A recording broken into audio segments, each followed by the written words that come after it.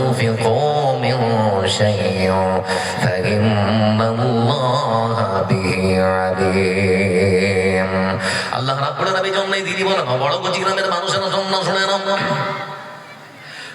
দিন রাত্রিবেলা তোমরা যদি আমার রাস্তায় খরচ করো তাহলে পরে তোমরা শুনে নাও যতক্ষণ পর্যন্ত তোমরা তোমাদের অর্থ সম্পদ থেকে সব থেকে দামি সম্পদ সব থেকে মূল্যবান সব থেকে মহামূল্যবান সব থেকে দামি সব থেকে পছন্দনীয় জিনিস যতক্ষণ পর্যন্ত আমি আল্লাহ আমার রাস্তায় খরচ করবে না ততক্ষণ পর্যন্ত তোমরা দান করে কেউ কখনো অনেকেই পেতে পারো না সব থেকে পছন্দনীয় জিনিসটা আল্লাহর রাস্তায় খরচ করতে বলেছেন আল্লাহ লক্ষ্য করে দেখুন বন্ধু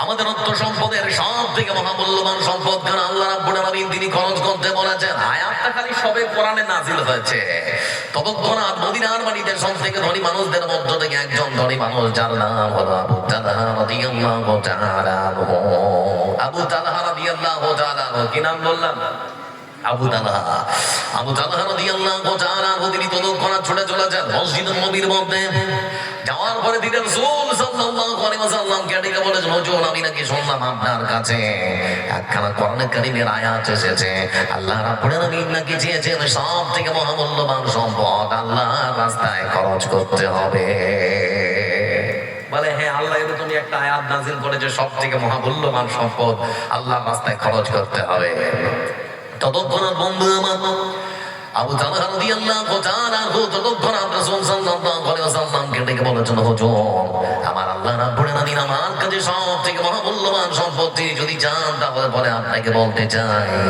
আমার কাছে আমার সব থেকে মহামূল্যবান সম্পদ হলো মদিনার ওই বাইরুহা নামক খেজুরের বাগানটা ওই বাইরুহা নামক খেজুরের বাগানটা আমার কাছে সব থেকে পছন্দের সব থেকে মূল্যবান সব থেকে দামি এজন্য বলতে চাইছি আল্লাহ রাসূল সব থেকে আল্লাহ রাব্বুল আলামিন যেহেতু মহামূল্যবান সম্পদ আল্লাহর রাস্তায় খরচ করতে বলেছেন সেজন্য আমার সব থেকে মহামূল্যবান সম্পদ আল্লাহর রাস্তায় খরচ করে দিলাম এই পৃথিবী ছাড়িয়া কোথায় যাবে ভাগিয়া এই পৃথিবী ছাড়িয়া কোথায় যাবে ভাগিয়া মরণ তোমায় লইবে গিরি যতই করো বানা মরণ তোমায় লইবে গিরি যতই করো বানা চিন্তা করে দেখো না কবরে কি যাইবা না যেই কবরে আল্লাহ ছাড়া সঙ্গী কেহ থাকবে না চিন্তা করে দেখো না কবরে কি যাইবা না এই পৃথিবীর সবই পর কবর যে তোর আসল ঘর এই পৃথিবীর সবই পর কবর যে তোর আসল ঘর কেমনে থাকিবে সেটাই শুধুই মাটির বিছানা কেমনে থাকিবে সেটাই শুধুই মাটির বিছানা চিন্তা করে দেখো না কবরে কি যাইবা না যেই কবরে আল্লাহ ছাড়া সঙ্গী কেউ থাকবে না চিন্তা করে দেখো না কবরে কি যাইবা না বসে থাকা মানুষগুলো একজন হাত তুলুন যে আমি মরবো না এরকম কেউ আছেন কথা বলেন এরকম কেউ আছে আমরা সবাই বলবো সবাইকে মৃত্যুবরণ করতে হবে এজন্য বলছিলাম বন্ধু আমার বড় গজি গ্রামের মানুষেরা আপনাদেরকে বলি আপনাদের অর্থ সম্পদ থেকে সব থেকে মহামূল্যবান সম্পদ খানা আজকে আমি আপনাদের কাছে চাইবো না বিশাল বড় খেজুরের বাগানের মতো করে একখানা খেজুরের বাগানও চাইবো না আপনার অর্থ সম্পদ থেকে আল্লাহ ঘর নির্মাণ করার জন্য একটু একটু করে আপনাদের কাছে চাইবো কেউ বঞ্চিত হবেন না এজন্য আল্লাহ রাব্বুল আলামিন তিনি ডাক দিয়ে বলেন পৃথিবীর মানুষ তোমরা শুনে নাও এই পৃথিবীর মতো অসংখ্য ব্যবসা আছে সারের ব্যবসা সবজির ব্যবসা গরুর ব্যবসা ছাগলের ব্যবসা মুদিখানার ব্যবসা সমস্ত রকমের ব্যবসা আছে বন্ধু আমার সমস্ত ব্যবসার মধ্যে লাভ হতে পারে লোকসানও হতে পারে সন্দেহ সংশয় সম্ভাবনা আছে না নেই আছে না লাভ হতে পারে লোকসানও হতে পারে কিন্তু মহান সত্য আল্লাহ রাব্বুল আলামিন তিনি বলেছেন বড় গজি গ্রামের মানুষরা শুনে নাও আমি আল্লাহ রাব্বুল আলামিন আমার সঙ্গে এমন একখানা ব্যবসার কথা তোমাদেরকে বলে দেব সেই ব্যবসা যদি তোমরা আমার সঙ্গে করো শুধুমাত্র লাভ আর লাভ লাভ আর লাভ লাভ আর লাভ কোনো রকমের কোনো ক্ষতি হবে না লোকসান হবে না খালি লাভ আর লাভ আল্লাহ রাব্বুল আলামিন তিনি সুন্দর করে কোরআনে কারীমের ভাষায় বলেন إن الله اشترى من المؤمنين أنفسهم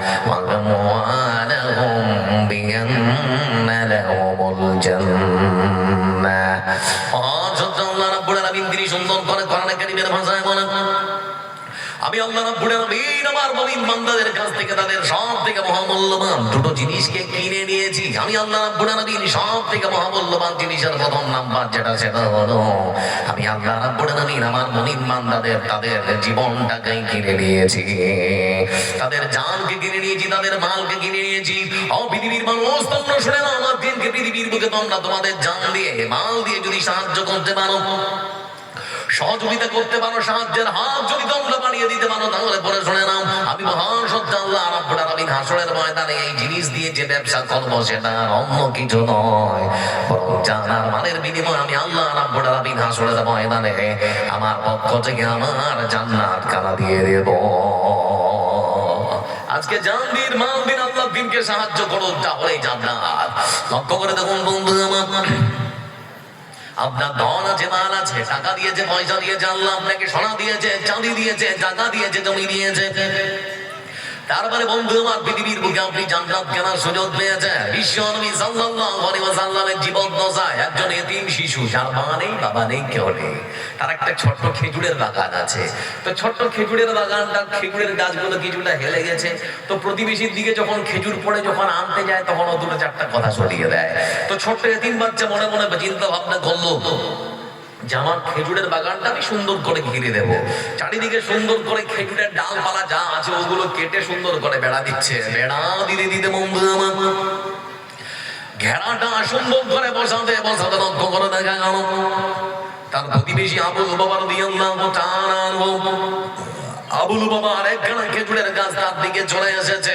মানে একটা তার প্রতিবেশী আবুল বাবা ওর একটা খেজুরের গাছ তার দিকে চলে এসেছে। বেড়াটা এরকম যাচ্ছে, তো খেজুরের গাছটা ঠিক এখানে, যদি ওই প্রতিবেশী ওকে খেজুরের গাছটা দেয় তাহলে বেড়াটা সোজা হবে, যদি না দেয় তার এরকম করে ঘুরিয়ে বেড়াটা বসাতে হবে।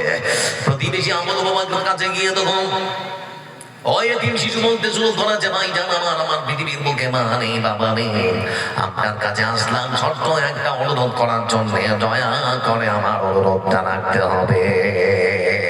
বলে কিসের অনুরোধ বলো?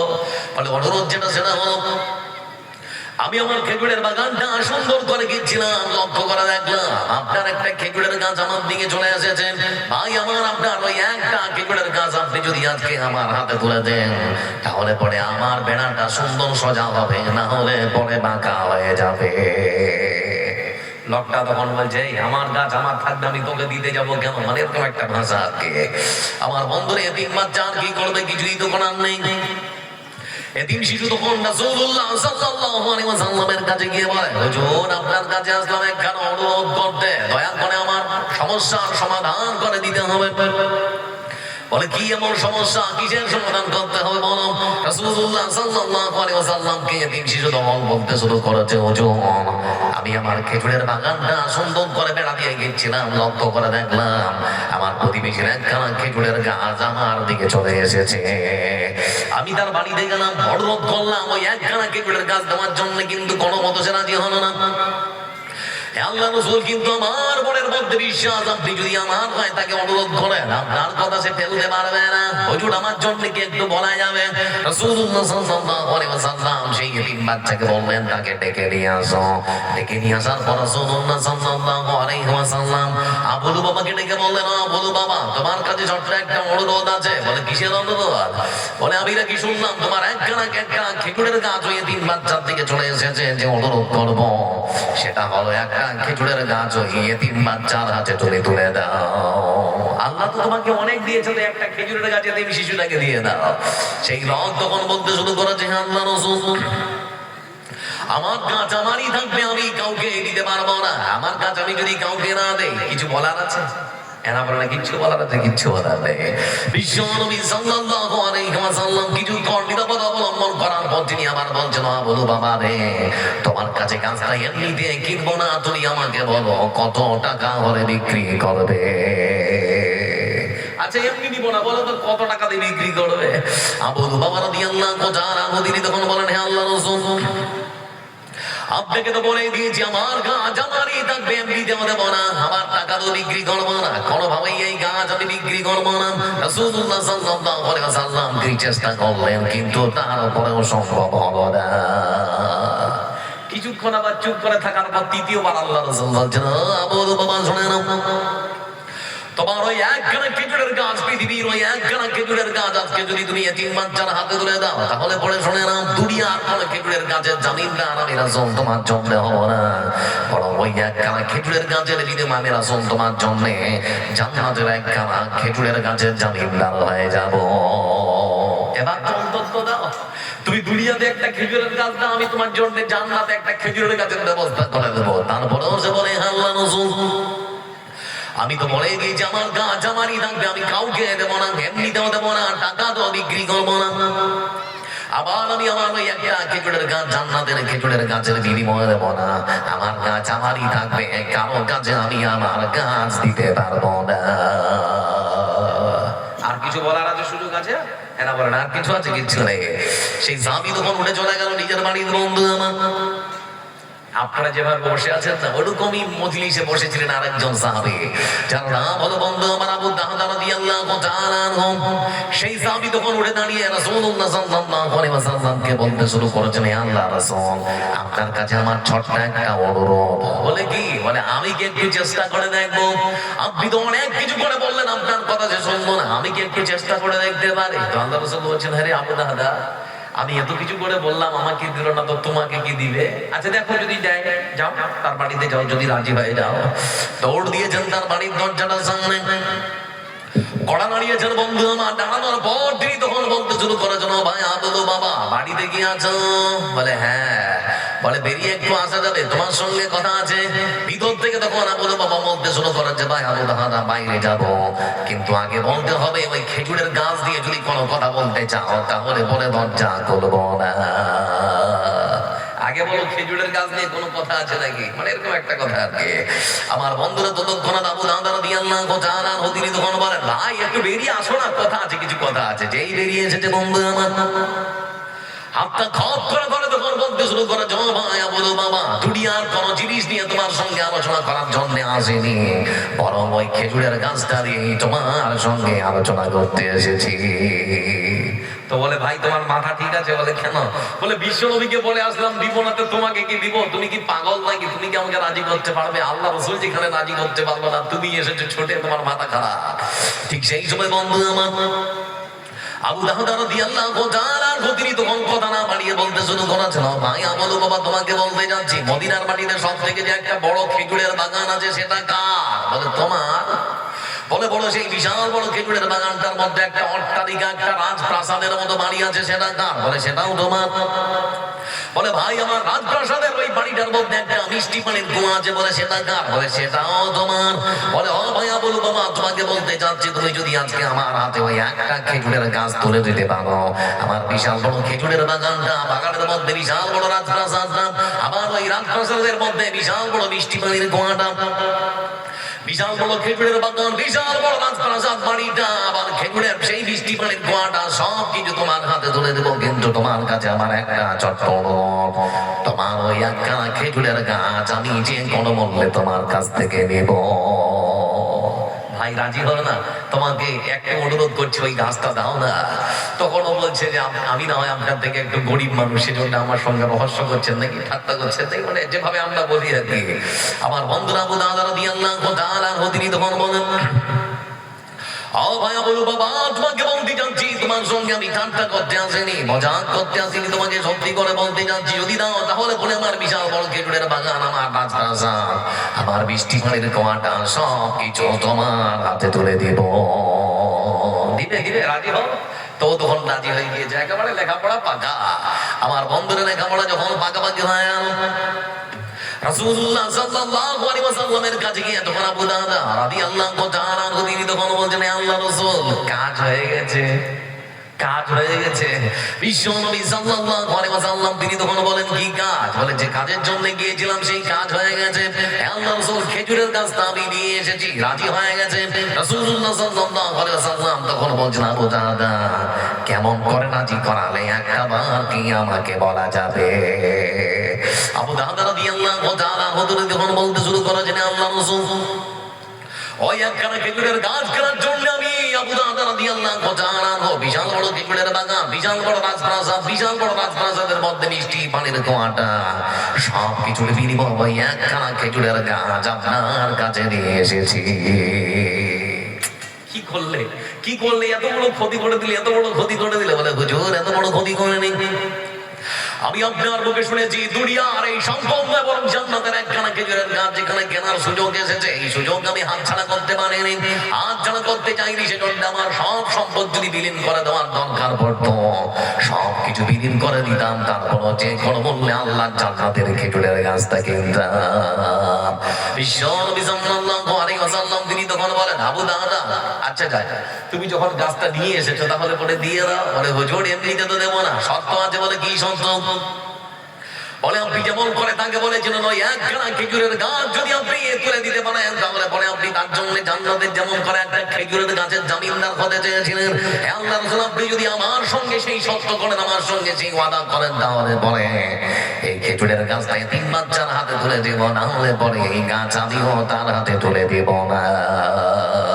রাসূলুল্লাহ সাল্লাল্লাহু আলাইহি ওয়াসাল্লাম তিনি তখন বলেন আবু দাদা শুনে নাও ভালো করে, যে মানুষটা শুধুমাত্র দুনিয়ার নয় জান্নাতের একটা খেজুরের গাছ কেনার জন্য বিশাল বড় একখানা বাগান বিলীন করে দিতে পারে, রাজপ্রাসাদটাও বিলীন করে দিতে পারে, মিষ্টি পানির কুয়াটা বিলীন করে দিতে পারে, সেই মানুষটার জন্য আমি রাসূলুল্লাহ সাল্লাল্লাহু আলাইহি ওয়াসাল্লাম জান্নাতের মধ্যে একখানা খেজুরের গাছের জামিনদার নয়। আবু দাদা শুনে নাও তোমার মতো মানুষটার জন্য আমি রাসূল সাল্লাল্লাহু আলাইহি ওয়াসাল্লাম জান্নাতের মধ্যে একখানা জান্নাতের খেজুরের বাগানের জামিনদার হয়ে গেলাম। সুবহানাল্লাহ বলবেন। চিন্তা করে দেখেছেন আল্লাহ ধন দিয়েছে, বড় দিয়েছে, যেমন করে হোকখানি জান্নাতটা কিনতে পেটা ছিল সাহাবীদের আমল। বলছিলাম বন্ধু আমার যারা এখানে বসে আছে, বাংলায় একটা প্রবাদ বাক্য আছে যে যা ধায় সে তা পায়, নাকি? বাংলায় প্রবাদ বাক্য আছে না? আমরা বাঙালি নয় তুই মুই চালাম নাকি? বাংলা ভাষা বুঝতে পারছেন না? কষ্ট হচ্ছে নাকি? আচ্ছা কথা বলে না, কষ্ট হচ্ছে ভাষা বুঝতে? তো বলছিলাম আপনাদেরকে বাংলা একটা প্রবাদ বাক্য আছে যে যা ধায় সে তা পায়। দেখবেন আপনারা যদি সত্যি দান করেন আর আল্লাহকে বলেন আল্লাহ আমি জান্নাতটা তুমি আমাকে দিও, তাহলে পরে দেখবেন সত্যি আল্লাহ আপনাকে হয়তো জান্নাত দিবেন। আল্লাহ যদি চান তাহলে দিতেই পারেন বন্ধু আমার, আল্লাহর কোনো কিছুর কম নেই। পৃথিবীর বুকে এই পৃথিবীর মানচিত্রে একটা দেশ আছে যার নাম হচ্ছে ইরাক।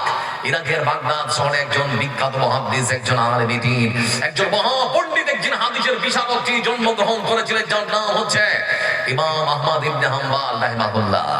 দেখুন এখান থেকে কিছু শিক্ষা নেওয়া যায় কি যায় না। এই মানুষটার কাজ কি ছিল জানেন? সমাজের সেবা করা, গরিব দুঃখী মানুষদের সাহায্য করা, তাদের সহযোগিতা করা, রাসূলের হাদিসগুলোকে এক জায়গায় জমা করা। কথাও যদি শুনেছেন বড় গজিক নামে একটা মানুষের কাছে রাসূলের একটা হাদিস আছে, 2 দিন 4 দিন 5 দিন 4 মাস 6 মাস ধরে হাঁটতে হাঁটতে একটা শুধুমাত্র বন্ধু আমার একটা হাদিস নেওয়ার জন্য ছুটে চলেছেন এই লোকটা, যার নাম হচ্ছে ইমাম আহমদ ইবনে হাম্বল রাহিমাহুল্লাহ। ইরাকের বাগদাদ শহর থেকে ধরে তিনি রওনা দিয়েছে। তিনি শুনলেন যে বড়বতি গ্রামের কোন একটা মানুষের কাছে রাসূলের একটা হাদিস আছে। ছুটলেন বন্ধু আমার, রওনা হয়েছেন ধরেন আস্তে আস্তে আস্তে আস্তে বন্ধু আমার কালিয়াগঞ্জে তিনি চলে এসেছেন। এমন সময় একটা মসজিদের মিনার থেকে এশারের আযানের ধ্বনি ভেসে আসছে, হাইয়া আলাস সালাহ।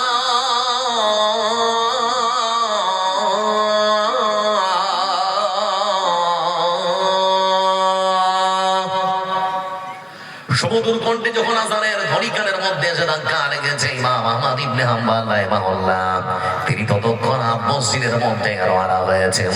মসজিদের মধ্যে প্রবেশ করলেন, ঠান্ডা পানিতে ওযু করলেন, নামাজে দাঁড়ালেন। নামাজ কিছুক্ষণের মধ্যে যখন শেষ হয়ে গেল বন্ধু আমার, মসজিদে যারা নামাজ পড়তে এসেছিল যে যার মতো করে নিজের নিজের বাড়ি চলে গেল। মসজিদের মধ্যে এখনো পর্যন্ত বসে আছেন ইমাম আহমদ ইবনে হাম্বল রাহিমাহুল্লাহ। মসজিদের খাদেম যিনি বন্ধু আমার মসজিদের দরজা লাগাবেন সেজন্য ইমাম আহমদ ইবনে হাম্বল রাহিমাহুল্লাহকে বলতে শুরু করেছিল, হুজুর আপনাকে তো কোনোদিন দেখিনি, আপনাকে তো মনে হচ্ছে আপনি আগন্তুক অপরিচিত মানুষ, কি ব্যাপার, আপনার কি নামাজ এখনো পর্যন্ত শেষ হয়নি? বলে নামাজটা শেষ হয়েছে। বলে তাহলে আপনার মনের মধ্যে ইচ্ছা কি? বলে আমার মনের মধ্যে ইচ্ছা, আমি অনেকটা পথ অতিক্রম করে এসেছি, এখানে কাউকে চিনি না, জানি না। আমার মনের মধ্যে ইচ্ছা আজকে রাতটা আল্লাহর ঘর মসজিদের মধ্যে কাটিয়ে দেব। মসজিদের খাদেম তখন বলতে শুরু করেছে, হুজুর হবে না। বলে কেন? বলে মসজিদ কমিটির মধ্য থেকে নিষেধাজ্ঞা জারি করা আছে, কোন আগন্তুক অপরিচিত মানুষকে রাতের অন্ধকারে মসজিদে থাকতে দেওয়া যাবে না। তাড়াতাড়ি বেরিয়ে বলুন, মসজিদটা দরজা লাগাবো। আমার বন্ধুরা, ইমাম আহমদ ইবনে হাম্বল রাহিমাহুল্লাহ তিনি তখন মসজিদ থেকে বেরিয়ে যাচ্ছেন, আর মসজিদের ঠিক একেবারে দেওয়াল ঘেঁষে একটা মানুষ রুটি বিক্রি করত, রুটি বিক্রেতা, তাদের কথোপকথন সব শুনেছে। আমার বন্ধুরা, আল কাল্লা পরা, জুব্বা পরা সেই মানুষটা যখন মসজিদ থেকে বেরিয়ে যেতে শুরু করলো, রুটির দোকানের মালিক তখন এসে বলতে শুরু করে, হুজুর আপনাকে আমিও চিনি না, তবে শুনলাম আপনার নাকি রাতের থাকার ব্যবস্থার প্রয়োজন, যদি মনে কিছু না করেন তাহলে পরে আজকে আমার বাড়িতে আপনি রাত কাটাতে পারে, যাবেন আপনি আমার সঙ্গে? ইমাম আহমদ ইবনে হাম্বল রাহিমাহুল্লাহ তিনি তখন চলে গেলেন সেই রুটি বিক্রেতার বাড়িতে। রাতের বেলা বন্ধু আমার খাবার দাবার শেষ হলো, খাবার দাবার শেষ হওয়ার পর তিনি সুন্দর করে বিছানায় ঘুমিয়ে পড়েছে, মানে ঘুম লাগছে আর কি চোখটা একটু করে। তো পরের দিন ওই রুটি বিক্রেতা আবার ওই রুটি তৈরি করবে, তো সে চলছে শুকনো আটাতে পানি ঢেলে দিয়ে এরকম করে হাত দিয়ে আটাগুলোকে সুন্দর করে মপছে, আর মুখ দিয়ে কি যেন বিড় বিড় বিড় বিড় করে বলছে, মুখ দিয়ে বোঝা যায় না, কানে শোনাও যায় না। ইমাম আহমদ ইবনে হাম্বল রাহিমাহুল্লাহ খাট থেকে লোকটার দিকে তাকায়, কিন্তু বুঝতে পারেন না লোকটা কি যেন বলছে। বিছানাটা ছেড়ে উঠে এসে তখন বলতে শুরু করা, যাও ভাই আমার, কি ব্যাপার, আমি কি আপনার কষ্ট বাড়িয়ে দিলাম নাকি? আপনার বিছানাটা দখল করে নিয়েছি নাকি? আপনি আমাকে গাল বন্ধ করছেন নাকি? কি ব্যাপার, মুখের মধ্যে কি যেন বলছেন, কিছুই তো বোঝা যায় না। ইমাম আহমদ ইবনে হাম্বলের কথা শুনে রুটি বিক্রেতা তখন বলতে শুরু করেছে, হুজুর সময়টা নষ্ট করবো না, বলে সময়টা যেন এমনিতেই নষ্ট না হয়ে যায়, সেজন্য যখনই সুযোগ পাই তখনই পড়তে শুরু করে দেয়, যখনই সুযোগ পাই তখনই বলতে শুরু করে দেয়, আল্লাহ জিকির আজকার করতে থাকি, সুবহানাল্লাহ, আলহামদুলিল্লাহ, লা ইলাহা ইল্লাল্লাহ, আল্লাহু আকবার। আমি আমার সময় নষ্ট করব না বলে সব সময় আল্লাহ জিকির আজকারে মগ্ন থাকি। আর আমাদের যুবক সমাজ যারা বন্ধু মারানা সুযোগ পেলেই আমার গান শোনে, শোনে না শোনে না, কথা বলে শোনে না? আপনাদের দিকে ছেলেরা শোনে না শোনে না? আপনারা মানে যুবকেরা সব পাবজি ফ্রি ফায়ারে, আর ওরা সব সিরিয়ালে নাকি? সিরিয়াল দেখে নাকি? আরে কিছুই বলে না, কথা বলছে, সিরিয়াল দেখে না? দেখে আপনাদের দিকের গুলো দেখে নাকি? স্বামী সংসার ছাড়াতে পারে ওরা, কোরআন হাদিস ছাড়তে পারে ওরা, ছাড়বে না বাংলা সিরিয়াল, বাংলা গাজি ঘরে ঘরে বাধাইছে গোলমাল, বাইরে স্টার জলসা ঘরে ঘরে বাধাইছে গোলমাল, কাজের মেয়ে মর্জি না গায় হিন্দি গানের ভক্ত সেও, পাশের বাড়ির মদন রে কয় তুমসে প্যার করতে হ্যাঁ, দাদুর বয়স ৮০ বছর, দাদির বয়স ৮০ বছর, বাংলা গানে মারে টান, বাংলা গাজি ঘরে ঘরে বাধাইছে গোলমাল, বাইরে স্টার জলসা ঘরে ঘরে বাধাইছে গোলমাল। মোবাইল, আজকে সব যুব সমাজ মোবাইলে মত্ত, সময়ের কোনো মূল্যবোধ তাদের কাছে নেই। দিনের পর দিন ঘন্টার পর ঘন্টা চলে যায়, আল্লাহর ঘর মসজিদ থেকে বিরাট থেকে আজানের ধ্বনি ভেসে আসে, মসজিদ পর্যন্ত পৌঁছাতে পারে না। কপাল পড়া মুসলমান। আমরা সেই মুসলমান যারা আকাশের একটা চাঁদ দেখলে মসজিদ ভর্তি করে দেয়, আবার আমরা সেই মুসলমান আকাশের আরেকটা চাঁদ দেখলে আমরা মসজিদ ফাঁকা করে দেই। সামনে রমজান আসছে তো নাকি? আসছে না? দেখবেন জায়গা পাবেন না, যারা আসল মুসাল্লি তারা প্রথম কাতারে দাঁড়াবার সুযোগ পাবে না। সব যারা মানে শুধুমাত্র ওই যারা রমজানে পড়ে তারা শুধুমাত্র প্রথম কাতারটা দখল করে নেবে।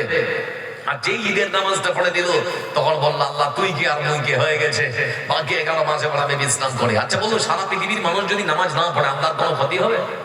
কথা বলা হবে কি? আল্লাহর কোনো ক্ষতি হবে না। সারা পৃথিবীর মানুষ যদি নামাজ পড়ে আল্লাহর পজিশন থেকে আমরা কি আল্লাহকে একটু উপরে তুলতে পারবো? তাও নয়, নামাজ পড়বেন তো নিজের লাভ, না পড়বেন তো নিজের ক্ষতি। কথা অনেক আছে, কোনটা বলবো আর কোনটা ছাড়বো, যেহেতু একটা বিষয়ের উপর কথা বলছি বন্ধু আমার লক্ষ্য করে দেখো।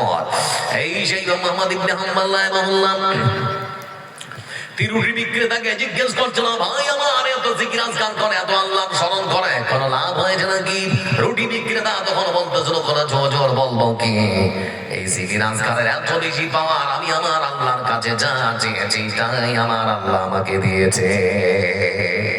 যখন যেটা চেয়েছি আমি আল্লাহর কাছ থেকে সেটাই পেয়েছি। জীবনের সর্বশেষ একখানা ইচ্ছা আছে, জীবনের সব থেকে শেষ একখানা ইচ্ছা আছে, বেশি বেশি জিকির আজকার করে। আর আমি আমার আল্লাহকে বলে রব্বুল আলামিন জীবনের শেষ আশাটা তুমি পূরণ করে দিও। ইমাম আহমদ ইবনে হাম্বল রাহিমাহুল্লাহ তিনি তখন বলেন, ভাই আমার তোমার জীবনের শেষ আশাটা কি, ইচ্ছাটা কি বলো? তখন রুটি বিক্রেতা বলতে শুরু করে, আমি নাকি শুনেছি ইরাকের বাগদাদ শহরে একজন মুহাদ্দিস, একজন আলেম দ্বীন, একজন সমাজের সেবক, একজন হাদিসের বিশারদ, একজন ইমামের আবির্ভাব হয়েছে যার নাম নাকি ইমাম আহমদ ইবনে হাম্বল রাহিমাহুল্লাহ। আমি তো তার বাড়ি পর্যন্ত পৌঁছাতে পারবো না, এত বড় ক্ষমতা আমার হয়নি। মনের মধ্যে ইচ্ছা, রব্বুল আলামিন যে কোনো বললে ওই মানুষটার সঙ্গে মরার আগে একবার যেন সাক্ষাৎ হয়ে যায়। ইমাম আহমদ ইবনে হাম্বল রাহিমাহুল্লাহ তিনি তখন বলতে শুরু করেছেন, ভাই আমার তোমার জীবনের শেষ ইচ্ছাটাও আল্লাহ পূরণ করে দিয়েছে। বলে আপনি বুঝলেন কেমন করে? বলে ও ভাই আমার শুনে নাও, তুমি যে মানুষটার সঙ্গে সাক্ষাৎ করার জন্য তোমার বাড়ি থেকে, তোমার এলাকা থেকে, তোমার গ্রাম থেকে তুমি তার এলাকায়, তার গ্রামে তার সঙ্গে সাক্ষাৎ করার ইচ্ছা পোষণ করেছো, আল্লাহ রাব্বুল আলামিন তোমার জিকির আজকার এত বেশি গ্রহণ করেছে, সেজন্য মহান সত্তা আল্লাহ রাব্বুল আলামিন ইমাম আহমদ ইবনে হাম্বলকে তার এলাকা থেকে, তার বাড়ি থেকে, তার গ্রাম থেকে উঠিয়ে নিয়ে এসে স্বয়ং তোমার বাড়িতে হাজির করে দিয়েছে। তোমার সামনে যে মানুষটা দাঁড়ানো, তারই নাম হলো ইমাম আহমদ ইবনে হাম্বল রাহিমাহুল্লাহ। মানুষ যে যা ধায় সে তা পায়। আপনি দান করুন, আল্লাহর রাস্তায় খরচ করুন, আর আল্লাহকে বলুন আল্লাহ কিচ্ছু চাই না, খালি তোমার জান্নাতটা চাই। লক্ষ্য করে দেখুন বন্ধু, আমার বান্দা বলে আমার মাল, আমার ধন, বলে না বলে না, কথা বলে না বলে না বলে না, যা ধন সম্পদ আছে খালি মানুষ বলে এগুলো আমার, নাকি কথা বলেন না বলে না বলে বলে। রাসূলুল্লাহ সাল্লাল্লাহু আলাইহি ওয়াসাল্লাম তিনি বলেন, পৃথিবীর মানুষ তোমরা শুনে নাও, তোমার কি তুমি ভালো করে জেনে নাও, যেটা তুমি খেয়েছো, পেটে চলে গেছে, সকালবেলা টয়লেটে ঢেলে এসেছো, সেটা তোমার। আর যে জিনিসটা তুমি পরে ছিঁড়ে ফেলেছো, সেই জিনিসটা তোমার, আর কোন জিনিস তোমার হতে পারে না। আমার বন্ধু রাসূলুল্লাহ সাল্লাল্লাহু আলাইহি ওয়াসাল্লাম তিনি বলেছেন, ইয়াতবাউল মাইয়িতা থালাসাতুন ফায়ারজিউ ইথনানি ওয়া ইয়াবকা ওয়াহিদুন يتبعه أهله وماله وعمله فيرجع اثنان ويبقى واحد।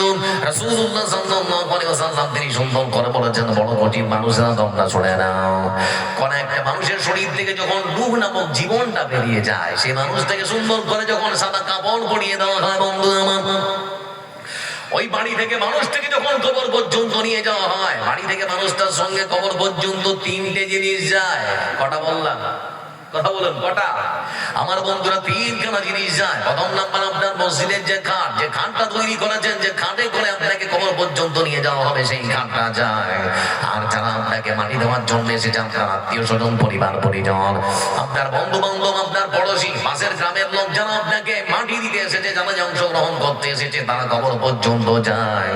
আর তৃতীয় নাম্বার যে জিনিস যায়, সেটা হলো পৃথিবীর বুকে যে ভালো কিংবা খারাপ আমল করেছেন, সেই আমল আপনার কবর পর্যন্ত যায়। রাসূলুল্লাহ সাল্লাল্লাহু আলাইহি ওয়াসাল্লাম তিনি বলেছেন, আদম সন্তান শুনে নাও, যখনই তোমাকে কবরের মধ্যে সুন্দর করে রেখে দেওয়া হয়, একখানা জিনিস শুধুমাত্র তোমার সঙ্গে কবরের মধ্যে থেকে যায়, দুটো জিনিস ততক্ষণ ফিরে আসে। একখানা জিনিস বন্ধু আমার যেটা থাকে, সেটা হচ্ছে আপনার আমল। পৃথিবীর বুকে যা আপনি করেছেন, ভালো কিংবা খারাপ, দিনের আলোতে রাতের অন্ধকার দৃশ্যে পরচর্চা, পরনিন্দা, জগল ঘটে, মানুষের জমির আইল খেলা, এরকম মানুষ আছে না? আছে না? আমার বন্ধুরা যা কিছু করেছেন আপনি, বন্ধু আমার, আপনার আমল কবরের মধ্যে থাকবে। রাসূলুল্লাহ সাল্লাল্লাহু আলাইহি ওয়াসাল্লাম তিনি বলেছেন, আদম সন্তান, আপনার কাছ থেকে, কবরের কাছ থেকে ততক্ষণ দুটো জিনিস ফিরে আসবে। যে খাটে করে তোমাকে নিয়ে যাওয়া হয়েছিল কবর পর্যন্ত, সেটা কিছুক্ষণের মধ্যে মসজিদে চলে আসবে। আবার তোমাকে যারা মাটি দেওয়ার জন্য গিয়েছিল, জানাজা অংশগ্রহণ করার জন্য, কেউ সেখানে দাঁড়িয়ে থাকবে না। বাবা যদি মরে যায়, ছেলে কখনো পাহারা দিতে পারে না, বন্ধু আমার। আবার বড় ভাই যদি মারা যায়, ছোট ভাই কখনো কবরের সামনে দাঁড়িয়ে পাহারা দিতে পারে না। এই ছোট্ট রাসূলুল্লাহ সাল্লাল্লাহু আলাইহি ওয়াসাল্লাম তিনি বলেছেন, আদম সন্তান, এই পৃথিবীর বুকে তোমার ধন, তোমার মান, তোমার বলে কিছুই হতে পারে না। একজন মানুষ যখন মৃত্যুবরণ করে, বন্ধু আমার, মরার সঙ্গে সঙ্গে আবার তিনটে জিনিস হারিয়ে যায়। কয়টা বললাম? কথা বলো। মরার সঙ্গে সঙ্গে তিনটে জিনিস শেষ। বলে কি শেষ বলবি সাহেব? বলে মরার সঙ্গে সঙ্গে বন্ধু আমার প্রথম নাম্বার যেটা শেষ হয়ে যায়, সেটা হলো আপনার মালিকানা শেষ। এই পৃথিবীর বুকে যে সহায় সম্পদ আপনি বিশাল বড় অট্টালিকা তৈরি করেছিলেন, অঢেল সম্পদের মালিকানা ছিল আপনার বন্ধু আমার। মরার সঙ্গে সঙ্গে আপনার মালিকানা শেষ, জমির মালিকানা শেষ, গাড়ির মালিকানা শেষ, বাড়ির মালিকানা শেষ, সম্পদের মালিকানা শেষ, টাকার মালিকানা শেষ বন্ধু আমার, কোনো কিছুর মালিকানা থাকে না। মরার সঙ্গে সঙ্গে আপনার সমস্ত সম্পদের মালিকানা আপনার সন্তানের কাছে চলে যায়। দ্বিতীয় নাম্বার যেটা হারিয়ে যায় বন্ধু আমার, যেটা শেষ হয়, সেটা হলো আপনার নাম শেষ। তৃতীয় নাম্বার আপনার পরিচয় শেষ। ধরে দিন আমি আব্দুল জব্বার যেদিন মৃত্যুবরণ করব, আমার বড়া লাশ থেকে আমার দেহটাকে সুন্দর করে আমার বাড়ির মানুষেরা সাদা কাপড় দিয়ে এরকম করে ঢাকিয়ে রেখেছে। আমার বন্ধু বান্ধব, আমার প্রতিবেশী, আমার পার্শ্ববর্তী গ্রামের মানুষেরা একটা বার আমার বুকটা দেখার জন্য যারা ছুটে আসবে, সেদিন কেউ বলবেন আব্দুল জব্বার কোথায়, আব্দুল জব্বার কোথায়, কেউ বলবেন আব্দুল জব্বার কোথায়, আমার বন্ধু আব্দুল গাফফার কোথায়, কেউ বলবে না। সবাই সেই দিন বলবে লাশটা কোথায়, লাশটা কোথায়। মরার সঙ্গে সঙ্গে নাম শেষ, পরিচয় শেষ, মালিকানা শেষ। কিসের এত অহংকার? আল্লাহ ধন দিয়েছে যেমন করে জান্নাতটা কেনার চেষ্টা করো। বলছিলাম বন্ধু আমার, এজন্য মহান শ্রদ্ধা আল্লাহ রাব্বুল আলামিন তিনি বলেন, বড়গাছি গ্রামের মানুষ শুনবে তোমরা, হাসরের ময়দানে সবথেকে লাভবান আর সফল কাম বান্দা কারা? সেখানে হাজার হাজার কোটি কোটি মানুষ থাকবে। বর্তমান পৃথিবীতে প্রায় 800 কোটি মানুষ বাস করে। এই ধরে নিন 800 কোটি মানুষ ধরে নিন যে হাসরের ময়দানে এক জায়গায় জমা হয়েছে। তো আল্লাহ বলছেন, বান্দা জানিস সেই দিন সবথেকে লাভবান আর সবথেকে উপকৃত আর জান্নাতি মানুষ কারা? আল্লাহ রাব্বুল আলামিন তিনি কোরআনের ভাষায় বলেন, فمن زحزح عن النار وأدخل الجنة فقد فاز وما الحياة الدنيا إلا متاع الغرور। আল্লাহ রাব্বুল আলামিন তিনি বলেন, পৃথিবীর মানুষ শুনে নাও, হাসরের ময়দানে অসংখ্য মানুষের ভিড়ে সব থেকে আল্লাহ রাব্বুল আলামিনের কাছে সেই দিন সব থেকে সফল কাম আর লাভবান বান্দা যারা, তারা হচ্ছে ওই সমস্ত মানুষ। বড় মসজিদের উন্নতি কল্পে যেদিন নাচতে জালসা হয়েছিল, সেই দিন ওই সমস্ত মানুষেরা তারা তাদের অর্থ সম্পদ থেকে আল্লাহর রাস্তায় খরচ করেছে, মসজিদটা সুন্দর করে যারা নির্মাণ করেছিল। সেদিন আল্লাহ রাব্বুল আলামিন তাদেরকে ডাক দিয়ে বলবেন, ও বড়গাছি গ্রামের মানুষেরা তোমরা শোনো, সেই দিন আমার মসজিদ নির্মাণ করার জন্য তোমরা যারা সহযোগিতার হাত বাড়িয়ে দিয়েছিলেন, তোমরা যারা তোমাদের অর্থ সম্পদ থেকে আমার মসজিদটা নির্মাণ করেছিলেন, শুনে নাও, আমি আল্লাহ তোমাদের জন্য জান্নাতে ঘর বানিয়ে রেখেছি। সেই দিন আল্লাহ রাব্বুল আলামিন ওই সমস্ত মানুষদেরকে জাহান্নামের আগুন থেকে পরিপূর্ণ মুক্ত করে দিয়ে যাদেরকে জান্নাতে যাওয়ার সুযোগ করে দেবেন বন্ধু আমার। এরা হলো সেই দিন সব থেকে সফল কাম আর লাভবান বান্দা। আর আয়াতের শেষে আল্লাহ কি বলছেন জানেন? এই একটা কথা যদি আপনার মাথায় আজকে ঢুকে তাহলে জালসাটা কামিয়া। আয়াতের শেষে আল্লাহ রাব্বুল আলামিন তিনি বলছেন, আদম সন্তান শুনে নাও, দুনিয়া কিছুই না, এটা খেয়াল তামাশার জায়গা। আচ্ছা আপনাদেরকে বলছি, দুনিয়াটা খেয়াল তামাশার জায়গা, এটা ধোঁকার জায়গা। আমরা এসেছি এটা মায়া জালে আমরা জড়িয়ে পড়েছি। স্ত্রীর মায়া, সন্তানের মায়া, মহব্বত, আমাদের জায়গা জমির মায়া, ধন সম্পদের মায়া, টাকার মায়ায় জড়িয়ে পড়েছি, বের হতে আর পারি না। তো আল্লাহ রাব্বুল আলামিন তিনি বলছেন, বান্দা দুনিয়াটা হচ্ছে ধোঁকার জায়গা, এটা ফাঁকির জায়গা। কেউ এখানে থাকতে আসেনি, এসেছি কথা বলেন, কেউ থাকতে এসেছি? আচ্ছা, চির অমর হওয়ার কোন ঔষধ আজ পর্যন্ত কোন ডাক্তার আবিষ্কার করতে পেরেছে?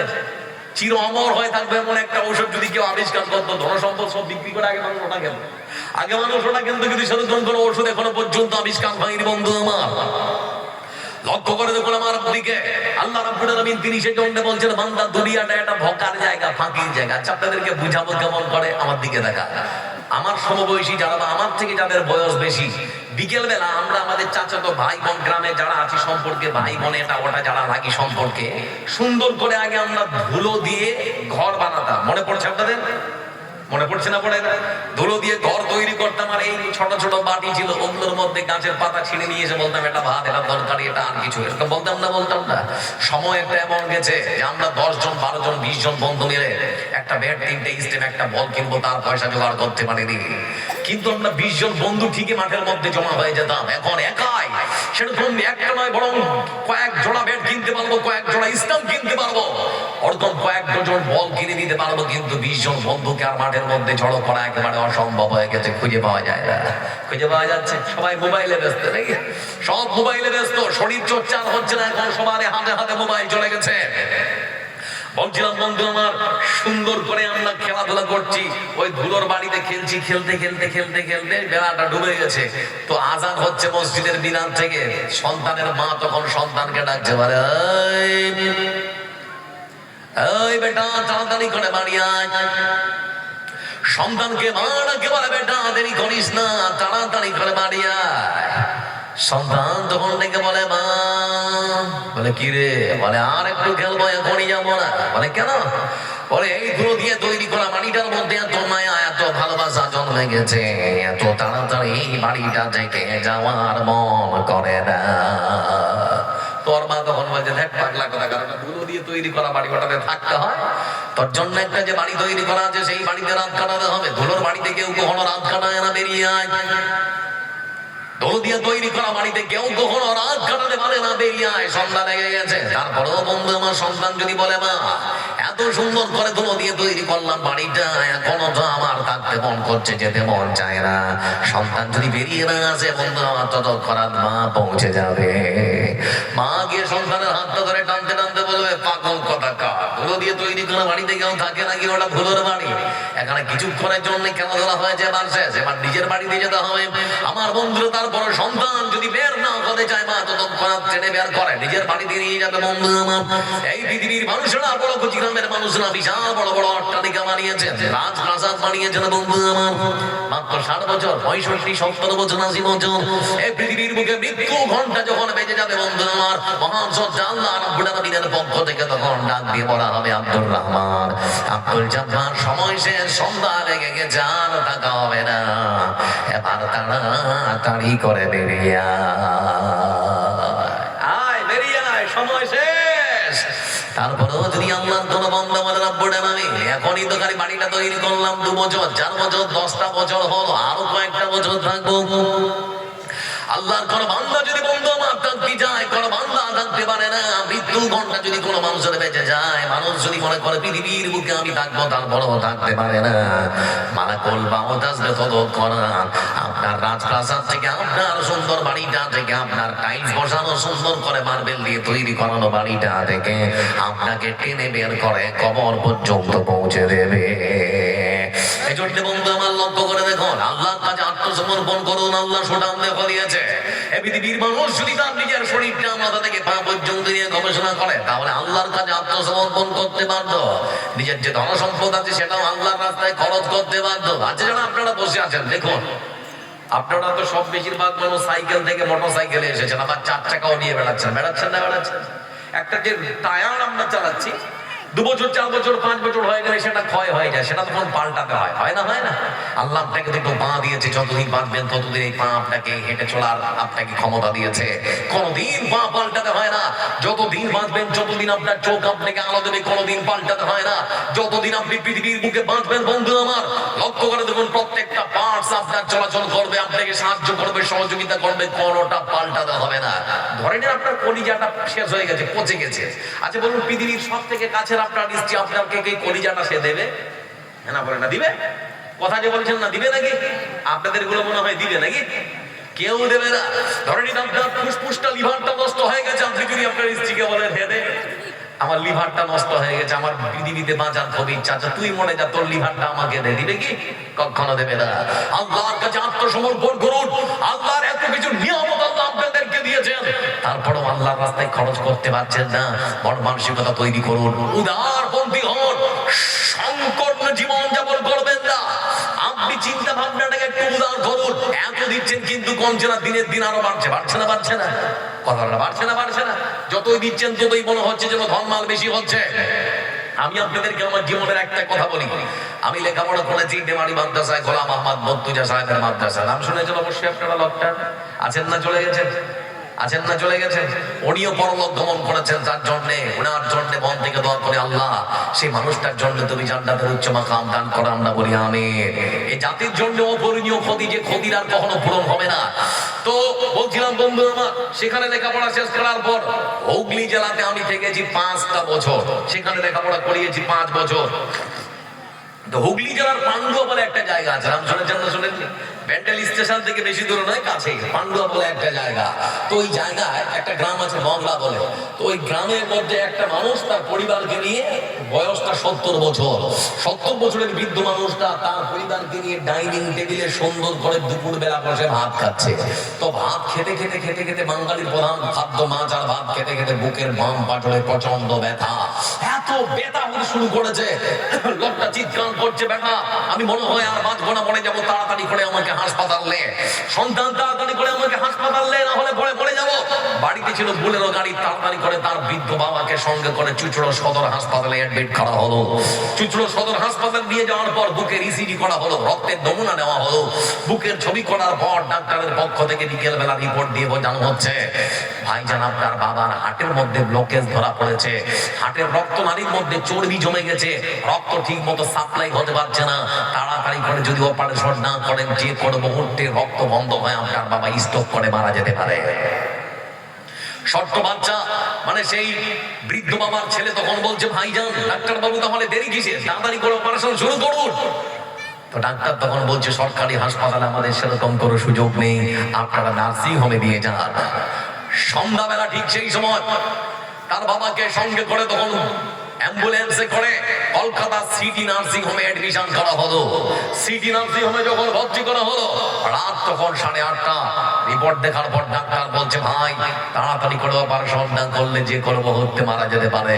অপারেশন থিয়েটারে ঢোকানো হলো 70 বছরের বুড়ো মানুষটাকে। দীর্ঘ 2.5 ঘন্টা ধরে অপারেশন চললো, সময় লাগলো 2.5 ঘন্টা।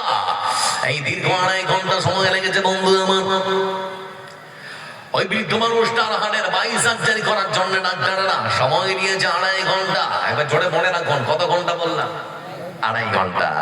2.5 ঘন্টা সেই মানুষটার হার্টবিট, ফুসফুস যেন বন্ধ না হয়ে যায়, সেটা যেন সংকোচন সম্প্রসারণ যেন চলতেই থাকে, সেজন্য নানান রকম প্রযুক্তি ব্যবহার করা হোক, নানান রকম যন্ত্রপাতির ব্যবহার করা হয়েছে, নানান রকম প্রযুক্তি ব্যবহার করে লোকটার হার্টবিট যেন সচল থাকে তার ব্যবস্থা তারা করেছে। আমার বন্ধুরা পুরোপুরি তার বাবার হার্টের বাইসার্জারি করার জন্য ডাক্তারেরা সময় নিয়েছে 2.5 ঘন্টা। দীর্ঘ 2.5 ঘন্টা ধরে তার বাবার বুকের বাইসার্জারি করা হলো। আবার যখন বন্ধু আমার বাইসার্জারি যখন অপারেশন সাকসেস, তার বাবার বুকটাকে সুন্দর করে আবার সেলাই করা হলো। ওই মানুষটাকে পুরোপুরি সুস্থ করার জন্য 4 দিন ধরে আমার নার্সিং হোমে রেখে দেওয়া হলো। 4th দিন বিকেল বেলা বুড়ো লোকটাকে মানে বৃদ্ধ মানুষটাকে হুইল চেয়ারে বসিয়ে তাকে ছেড়ে দেওয়া হচ্ছে, মানে ছুটি। তো লোকটা হুইল চেয়ারে বসে আছে, হাতগুলো এরকম করে একটু একটু করে কাঁপছে, আর এরকম করে কাঁপছে। আমার বন্ধুর এমন সময় হুইল চেয়ারের পাশে এসে দাঁড়ালো তার বড় ছেলে। বড় ছেলে যখন তার পাশে এসে দাঁড়িয়েছে, বড় ছেলের হাতে একখানা কাগজ, একটা কাগজ দেখতে পাচ্ছে সাদা, মানে নিচে সাদা, এদিকে কি যেন লেখা আছে। তার বাবা তখন জিজ্ঞেস করে, ও বেটা আব্দুর রহমান, তোমার হাতে ওটা কি? তখন তার বড় ছেলে বলতে যাচ্ছে, ও বাবা আপনার যে অপারেশনের বিল, এই বিলের অঙ্ক এখানে কষা আছে। তার বৃদ্ধ বাবা তখন ডেকে বলে, সন্তান দে আমার হাতে একটা বার দে, আমিও দেখবো আমার অপারেশনের বিল কত টাকা করা হয়েছে। উপর থেকে নিচ পর্যন্ত তখন তার বাবা দেখছে, এটার এত, এটার এত, এটার এত, টোটাল বিল। টোটাল বিল যখন লক্ষ্য করলো বন্ধু আমার, বৃদ্ধ বাবজি টোটাল বিল লক্ষ্য করার পরে নিচের দিকে তাকায়, লক্ষ্য করে দেখেছে 8 লক্ষ টাকা বিল কষা হয়েছে। কত লক্ষ বললাম? 8 লক্ষ টাকা বিল কষা হলো। এই বিল দেখার সঙ্গে সঙ্গে বৃদ্ধ বাবজি তখন ঝরঝর করে কাঁদতে শুরু করেছে। পাশে দাঁড়িয়ে থাকা ডাক্তার তখন জিজ্ঞেস করে, বলে বাপজান কি ব্যাপার, কাঁদছেন কেন? বিল কি বেশি হয়েছে সেজন্য মনটা খারাপ, সেজন্য কাঁদছেন নাকি? বলে না বেটা, সেজন্য কান্না করি না। তাহলে পরে কান্না করার কারণ কি? যদি মনে করেন বিল বেশি হয়েছে, অনুরোধ করুন, আমরা আপনার অনুরোধ রাখার জন্য সম্ভব হলে কিছুটা কমিয়ে দেব। বলে না বেটা, বিল বেশি হয়নি, এক্ষুনি আমার বড় ছেলেকে একটা তুড়ি মারবো, 8 লক্ষ টাকা এখনই চলে আসবে, আল্লাহ সম্পদের কোনো কিছুর কম নেই। তাহলে পরে আপনার কান্না করার কারণটা কি? বৃদ্ধ বাবজি তখন ডাক্তারকে ডেকে বলে, ও বেটা ডাক্তার, আমার কান্না করার কারণ যদি জানতে চাও তাহলে পরে শুনে নাও। আমার কান্না করার আসল কারণ হল, তোমরা ডাক্তাররা আমার হার্টবিটকে শুধুমাত্র 2.5 ঘন্টা সচল রাখার জন্য, চালু রাখার জন্য, সেটা যেন স্তব্ধ না হয়ে যায়, বন্ধ যেন না হয়ে যায়। আমার হার্ট বিট যেন সচল থাকে, সেটা যেন বন্ধ না হয়ে যায়। সেজন্য 2.5 ঘন্টা তোমরা নানান রকম প্রযুক্তি ব্যবহার করেছ। 2.5 ঘন্টা আমার হার্টটাকে সচল রাখার জন্য তোমরা ডাক্তারেরা বিল কষেছ 8 লক্ষ টাকা। পরে পরে চিন্তা করছি যে মহান সত্য আল্লাহ রাব্বুল আলামিন 70 বছর ধরে পৃথিবীর বুকে আমাকে বাঁচিয়ে রেখেছে। সে আল্লাহ রাব্বুল আলামিন আজ পর্যন্ত আমার হাতে 1 টাকাও বিল ধরায়নি।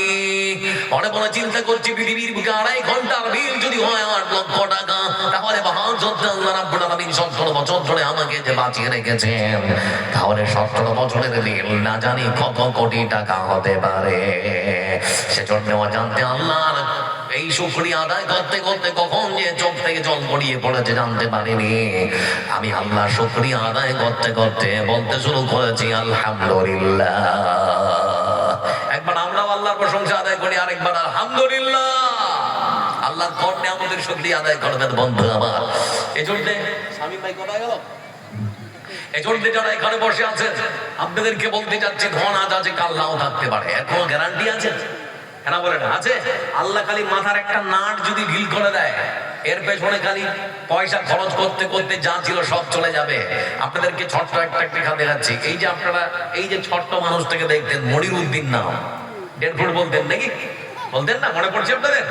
মনির উদ্দিন ভাই আমার, যার বাড়ি হচ্ছে আপনার হরিশ্চন্দ্রপুর, মালদা জেলার হরিশ্চন্দ্রপুরে, আমাকে বলতো যে আব্দুল জব্বার ভাই এবার বাংলায় জালসা করলে 25,000, আর ওই বাংলা খালি বর্ডারটা পার হলে পার নাইট 50,000। এক রাত্রে যদি 2 ঘন্টায় 50,000 হয় বন্ধু আমার, তাহলে মাসে কত? মাসে যদি অত হয় তাহলে বছরে কত? আপনি চিন্তা করতে পারছেন? ক্যালকুলেট করুন ভালো করে। এই মানুষটা দক্ষিণ 24 পরগনার কোন একটা জায়গায় জালসা করতে করতে হঠাৎ অসুস্থ হয়ে পড়লেন, ব্রেন হ্যামারেজ, পিজিতে নিয়ে যাওয়া হলো। অসুস্থ হয়ে গেলেন, অসুস্থ হয়ে পড়লেন, বক্তব্য দিতে পারছেন না। আমার বন্ধুরা, এই মানুষটা 2 মাস গেল না, একটা ভিডিও আপলোড করে বলছে আমার চিকিৎসার জন্য টাকার যোগান দিতে পারছি না, যারা আমাকে সত্যি ভালোবাসেন যে যার মতো করে একটু সাহায্য করুন। এত টাকা কোথায় গেল? ভাবতে পারছেন এত টাকা কোথায় গেল? এই জন্য টাকা আছে বন্ধু আমার, আজকে জান্নাতটা কেনার সুযোগ। আমি আপনাদেরকে বলছিলাম, লক্ষ্য করে দেখুন, আমরা যখন দাওরে হাদিস বছর পাস করলাম, আমাদের মাদ্রাসার প্রধান শিক্ষক, সহকারী শিক্ষক সবাই মিলে আমাদের মাথায় একটা সুন্দর করে পাগড়ি তুলে দিয়েছে। আমরা তখন 43 জন ছেলে একজন আরেকজনকে ধরে কাঁদছি। কেন জানেন?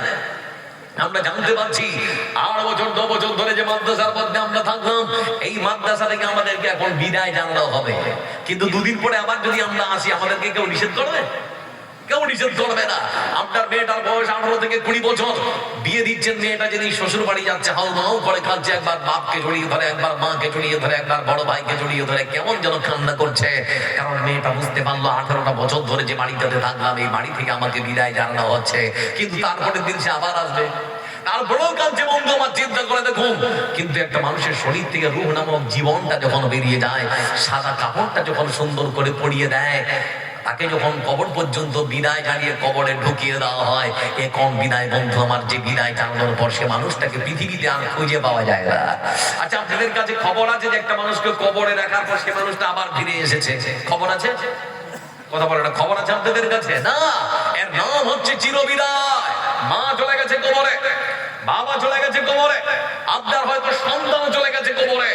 মনে রাখবেন একটা কথা, পৃথিবীতে আসার শিয়াল আছে কিন্তু যাবার কোনো শিয়াল নেই। বাপ বেঁচে আছে, ছেলে চলে গেছে, এরকম হয় না? হয়? বাপ বেঁচে গেছে, ছেলে চলে গেছে। আমি আমার নিজের মেয়েকে আমার নিজের হাতে করে কবরে শুয়ে আছি, অথচ আমি তার বিদায় করে পর্যন্ত বেঁচে আছি। বন্ধু আমার, কে কখন চলে যাবেন বলতে পারবেন না। আমার এক সহপাঠী, আমার এক খুব কাছের বন্ধু, কলকাতা থেকে ফিরছিল, বাড়ি পৌঁছানোর কয়েক কিলোমিটার আগে একটা লরির সঙ্গে ধাক্কা লেগে তৎক্ষণাৎ শেষ। কখনো ভাবতে পারিনি আমি মরে যাব। আমার বন্ধুরে চলতে বন্ধু, মনে রাখবেন, মরণ কার কখন চলে আসবে কেউ বলতে পারবেন না। এমন কিছু কাজ করুন যাতে করে আল্লাহর আপনার মরণটাকে জান্নাতের জন্য জারিয়া বানিয়ে দেয়। মরার পরে পরে যেন আপনি জান্নাত পান, এমন কিছু ভালো কাজ করে যান যার জন্য আল্লাহ হয়তো একটা জারিয়া বানাতে পারে, একটা মাধ্যম বানাতে পারেন। আল্লাহ একটা মাধ্যম চান, না হলে পরে একটা বেশ্যা পতিতালয়ের মহিলা কুকুরকে পানি পান করিয়ে জান্নাত পায়। যারা এখানে বসে আছেন, আল্লাহ আপনাদের অনেক অভাব সম্পদ দিয়েছে। একটা কথা আমি আপনাদেরকে বলে যেতে চাই, আর একটা কথা, যেটা হচ্ছে আজ থেকে 15-20 বছর আগে 1 বিঘা জমিতে ধান হতো বন্ধু আমার 5 থেকে 7 থেকে খুব বেশি 10 মণ। এখন ওই 1 বিঘা জমিতে ধান হয় 25 থেকে 30 থেকে 40 মণ। হচ্ছে না? হচ্ছে না? জোরে বলুন। গল্প বলছি, হচ্ছে না? হচ্ছে না? হচ্ছে। আজ থেকে 15 বছর আগে একটা গাভী দুধ দিত বন্ধু আমার, খুব বেশি তো 3 লিটার থেকে 4 লিটার থেকে 5 লিটার। এখন একটা জার্সি গরুর দুধ হয় দিনে 40 থেকে 50 লিটার। ভাবতে পারেন? দিন যত যাবে তত সব বেশি সম্পদ, সবকিছু আল্লাহ রাব্বুল আলামিন বাড়িয়ে দেবেন, কখনো ভয় পাবেন না। আল্লাহর রাস্তায় খরচ করলে পরে কমে যাবে। বন্ধু আমার জন্য যারা এখানে বসে আছেন, মা কবরে চলে গেছে, বাবা কবরে চলে গেছে, আজকে ওরা চেয়ে আছে যে আমার সন্তানের কাছে যে আমি সম্পদ ছেড়ে এসেছি, আমার সন্তান আমার মানে কিছু আমার রাস্তায় আল্লাহর রাস্তায় খরচ করবে, মসজিদের জন্য দান দেবে। এই জন্য যারা বসে আছেন উঠাউঠি বন্ধ করে মাত্র কয়েকটা মিনিট আমি মুসাফির সালাত দাওয়াতিন মুস্তাজাবাতুল লা শাক্কা ফিহিন্না দাওয়াতুল ওয়ালিদ ওয়া দাওয়াতুল মুসাফির ওয়া দাওয়াতুল মাজলুম। তিন প্রকার মানুষের দোয়া আল্লাহর কাছে খুবই গ্রহণযোগ্য হয়, তার মধ্যে একজন মুসাফির। আমি পাপী হতে পারি কিন্তু আমি মুসাফির, আল্লাহ আমার দোয়া হয়তো আপনাদের জন্য কবুল করে নিতে পারেন। এই জন্য যারা বসে আছেন বন্ধু আমার, যেভাবে বসে আছেন সুন্দর হয় উঠাউঠি করবেন না, আমার পক্ষ থেকে বিনীত অনুরোধ।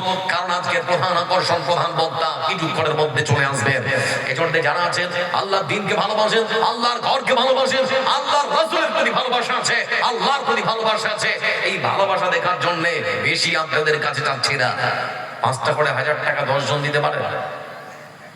5টা করে 1000 টাকা, 10টা করে 1000 টাকা বেশি নয়, 4টা মানুষের কাছে চাইছি। 1টা করে 1000 টাকা করালে 30টা পাড়ার সম্মানার্থে 30 জন দাঁড়াতে পারেন যে আমি একটা এরকম করে দেবে। মা বোন যারা আছেন আপনাদেরকেও বলি, এতদিন কিছু পাচ্ছিলেন না, ছিল 500 বেড়ে হয়েছে 1000, আল্লাহ চাইলে 1500 হতে পারে। এই জন্য 11 মাস আপনি আপনার কাছে রাখুন। একটা মাস খালি নিয়ত করুন যে এটা মসজিদের জন্য দেবো, একটা মাস খালি নিয়ত করুন এটা মসজিদের জন্য দেবো। যতগুলো মা খালা এখানে বসে আছে, 1টা করে মাসের টাকা যদি মসজিদে দেন, বাকি যে কাজ এখনো পর্যন্ত আমি দেখে আসলাম, স্বামী ভাই আমাকে উপরেই খাওয়াচ্ছিল, আমি দেখলাম আল্লাহর ঘরটা এখনো পর্যন্ত অসম্পূর্ণ হয়ে পড়ে আছে। অনেক প্লাস্টার বাকি আছে, দরজা লাগানো বাকি আছে, সিঁড়ির কাজ বাকি আছে, অনেক কিছু বাকি আছে। মা খালা যারা বসে আছেন বিনীত অনুরোধ করে কেউ আপনার সন্তানের মতো করে আপনার কাছে হাতটা পাচ্ছি 1টা করে মাসের টাকা আছেন বন্ধু আমার, 1000 করে চটচট করে আসুন। 1000 টাকা দিয়েছেন আল্লাহর এক বান্দা, আল্লাহ তুমি কবুল করো, আল্লাহুম্মা সাল্লি আলাইহি ওয়া বারিক আলাইহি। আপনি 1000 টাকা লিখে দিন বন্ধু আমার, তাড়াতাড়ি করে আসুন, আজকে প্রতিযোগিতা চলছে। ওয়াসারিউ ইলা মাগফিরাতিম মির রাব্বিকুম ওয়া জান্নাতিন আরদুহা আস-সামাওয়াতু ওয়াল আরদু ইদ্দাত লিল মুত্তাকিন। 3 নম্বরে কেমন আছেন মা খালা যারা বসে আছেন, আপনারাও লিখিয়ে দিন, অসুবিধা নেই, যখন বেতনটা পাবেন তখন দেবেন। এরকম কে আছেন আপনাদের মধ্য থেকে? 3 নম্বরে একজন আল্লাহু বিত্রুনি হিব্বুল বিত্তা, ওখান থেকে একজন, ওখান থেকে একজন। সামনে তাড়াতাড়ি লেখো। আপনার কত? 1000। কি নাম? আচ্ছা দেখেন, বুঝতে পেরেছেন? আর আপনার নাম? ওই যে ওখান থেকে একজন, ওই যে জামালউদ্দিন আহমেদ, আমার বড় ভাই, উনি দিয়েছেন 1000 টাকা। আসুন 5 নম্বরে কে একজন দেবেন? 5 নম্বরে একজন কেউ আপনি দেখলেন? 5 নম্বরে আমার আর এক বড় ভাই যান। পেছনের মানুষগুলো আপনারা আল্লাহর ওয়াস্তে 1000 টাকা আপনার অর্থ সম্পদ থেকে বেশি চাইনি, খেজুরের বাগান চাইনি, আপনার 10 বিঘা জমি থেকে 1 বিঘা 1 কাঠাও চাইনি, 1000 টাকা চেয়েছি। 1000 টাকা হাতের ময়লা, আপনার বাড়িতে একটা গরু মাছলে 1000 টাকা কোথায় চলে যায়? আছে এখান থেকে আরেকজন লিখুন, ওই যে দেখো ওই নামটা লিখুন, আর ওই যে আরেকজন দেখো, ওই যে হ্যাঁ। আর কেউ বন্ধু আমার 8 নম্বরে একজন কেউ তাড়াতাড়ি করে। 7 নম্বর একজন কেউ, 7 নম্বর। 7টা পাড়ার প্রতি ভালোবাসা আছে যার, এখানে কেউ নেই, এখানে ভলেন্টিয়ার কেউ নেই শামিল, এখানে কাউকে পাঠাতে হতো। মা খালা যারা বসে আছেন 1টা করে 1000 টাকা চেয়েছি, বেশি চাইনি। আমি পৃথিবী এমনই রবে, শুধু আমাকে ছেড়ে চলে যেতে হবে। আমি পৃথিবী এমনই রবে, শুধু আমাকে ছেড়ে চলে যেতে হবে। আসবে স্বজনেরা, কাঁদবে বোনেরা। আপনারা যে হেরে গেলেন, এক খালা আমার দিয়েছেন 2000 টাকা, আর আপনাদের কাছ থেকে কোনো পর্যন্ত আছে 2000 টাকা। নারায়ে তাকবীর, লিল্লাহি তাকবীর। আল্লাহর কাছে দোয়া করে রব্বুল আলামিন আমার মা আমার খালা তাকে তুমি ভালো রাখো, সুস্থ রাখো, যে উদ্দেশ্যে দান করে যে আল্লাহ তুমি উদ্দেশ্য পূরণ করে দাও। কেউ অসুস্থ থাকলে আল্লাহ তুমি সুস্থ করে দাও। আসুন আলমগীর, আচ্ছা ওখানে দেখো, ওখানে দেখো। আচ্ছা আসুন সবাই আজকে প্রতিযোগিতা করুন, এদিকে জিতে না এদিকে জিতে। আজকে দেখতে হবে। আচ্ছা, ওদিকে 7টা 8টা 9টা 10টা 11 নম্বরে কে আছে? 11 নম্বরে কেউ একজন 11 নম্বরে এদিকে থাকুন ভাই, কমিটির কেউ একটু কাছাকাছি থাকেন, আপনার গ্রামের মানুষ তো একটু কাছে যান। দেখুন একটা খাতা কলম নিয়ে যদি যাওয়া সম্ভব হয় তাহলে যান। আমি হীন পৃথিবী এমনই রবে, শুধু আমাকে ছেড়ে চলে যেতে হবে। আসবে স্বজনেরা, কাঁদবে বোনেরা, আসবে স্বজনেরা, কাঁদবে বোনেরা, দুটো দিন পরে আবার ভুলে যাবে, চলে যাবে। আমিন পৃথিবী এমনই রবে, শুধু আমাকে ছেড়ে চলে যেতে হবে। ঘরওয়ালি ভুলে যাবে স্বামীর কথা। কি নাম ভাইজান? আচ্ছা, যা করে বেনামিতেই দিয়েছেন, নাম বলবেন না। আল্লাহু সামাদ। মঙ্গল ভাই, আচ্ছা আপনার দাদা 10,000, 1,000 নগদ আর 9,000 টাকা বাকি। মানে আপনার দাদার নাম মঙ্গল, আর আপনার নাম কি? নুরালম ভাই, দাদা দিয়েছেন। এদিকে শুনেন না, জোর করে নিব নাকি? আপনার পকেট থেকে বের করুন, মন চাইলে দিবেন, না হলে দিবেন না। এটা কার? আপনি যে বললেন যে দাদার নগদ দিয়েছে 1,000 বাকি 9,000। ও 10,000 নাকি? আচ্ছা, ওনার দাদা 10,000, 9,000 আর আপনি এক দিয়ে 10, দু ভাই মিলে 10। আপনার ভাইয়েরটা 10,000 লেখা আছে, এখানে আছেন নাকি? হ্যাঁ ভাই, ওনার ভাই 10,000। আর এদিকে টাকা চলে গেছে লোকটাই। আমি কি দেখতে খুবই কালো নাকি? সেই জন্য পালিয়ে গেছেন। তাও লোকটা চলে গেছে জি। হ্যাঁ জি, এ ভাই আপনার 1,000 নিব না, একটু বেশি নিব। আরে না বেশি দিবা হবে আর কি, আরে না বেশি দিবা হবে, এরকম করে বলেন তো নাকি? কত? 5? আপনার 5 করছে। আলহামদুলিল্লাহ। তো দু ভাই মিলে একই সঙ্গে জান্নাতে যেত, ভালো হতো। 10-10 হতো ভাই, 10 হবে না? ভারী হবে? আচ্ছা আপনি বলেন, ভারী যদি হতো নেব না। 10-10 করে দু ভাই মিলে 20,000। মসজিদের অনেক কাজ আছে, আপনাদের মসজিদটা হবে 10,000 10,000 করে। নারে তাকবীর, লিল্লাহে তাকবীর। আমার ভাইজান এসেছিলেন ভাইয়ের জন্য 10,000 টাকা দিতে। তো বলছে যে আমি কেন আমার ভাইকে একই সময়, মানে আমার আগে জান্নাতে দিব? দু ভাই মিলে একই সঙ্গে যাব। রাজুলানে তাহাব্বানি ফিল্লাহ ইজতামা আলাই ওয়া তাফাররাকা আলাই। দু ভাই মিলে 10-10 করে 20,000 টাকা। আল্লাহ আমার ভাইকে দিনের জন্য কবুল করুক। এরকম করে দিনের জন্য খিদমত করে যেতে পারে। আল্লাহর কাছে দোয়া করে রব্বুল আলামিন, কোন যদি ব্যবসা বাণিজ্য করে, আল্লাহ তুমি ব্যবসা বাণিজ্যে বরকত দাও। আল্লাহ আমার ভাইদের তুমি শরীর স্বাস্থ্য ভালো রাখো। আল্লাহ পরিবারের প্রতি তুমি ভালোবাসা মহব্বত বাড়িয়ে দাও। আল্লাহ সন্তানদের সুশিক্ষায় শিক্ষিত করো। আল্লাহ তাদের উপরে তুমি সমস্ত রকমের বালা মুসিবত থেকে হেফাজত রাখো। আসল বন্ধু আমার চটচট করে মা খালা, আপনারা কি ব্যাপার জি? আপনারা জানছেন না 1,000 করে ওই লোকটা দাঁড়িয়ে এখানে? ও ভাইয়া কি নাম? আপনি ওখানে যান, আপনি ওখানে সার্ভিস দিবেন, যান। হ্যাঁ ওখানে যান, আপনি খালি শুনবেন, ওরা লিখাতে আসতে পারছে না। হাবিবুর ভাই, হাবিবুর রহমান আপনার নাম নেই? আচ্ছা আচ্ছা, হাবিবুর রহমান ভাই আমার দিয়েছেন 1,000 টাকা। আল্লাহ তুমি কবুল করো। আল্লাহুম্মা সাল্লি আলাইহি আল্লাহু বারিক আলাইহি। দেখতে দেখতে মোটামুটি প্রায় 17টা হয়ে গেছে। 18 নম্বরে কেউ আছে? 18 নম্বরে আমার বিশ্বাস 30টা জুটবেই, যে কোনো বললে, কারণ আমরা কোরআনকে খুবই ভালোবাসি। বাসি না বাসি না? এরা বললো বাসি না বাসি না? আচ্ছা কেউ বলো বক্তার চেহারা দেখতে এসেছেন, কোরআনের প্রতি ভালোবাসার টানে ছুটে এসেছেন যে আমরা কোরআনকে ভালোবাসি। যারা হতভাগা দেখুন রাস্তায় ঘুরছে, সুন্দর করে মেলায় ঘুরছে।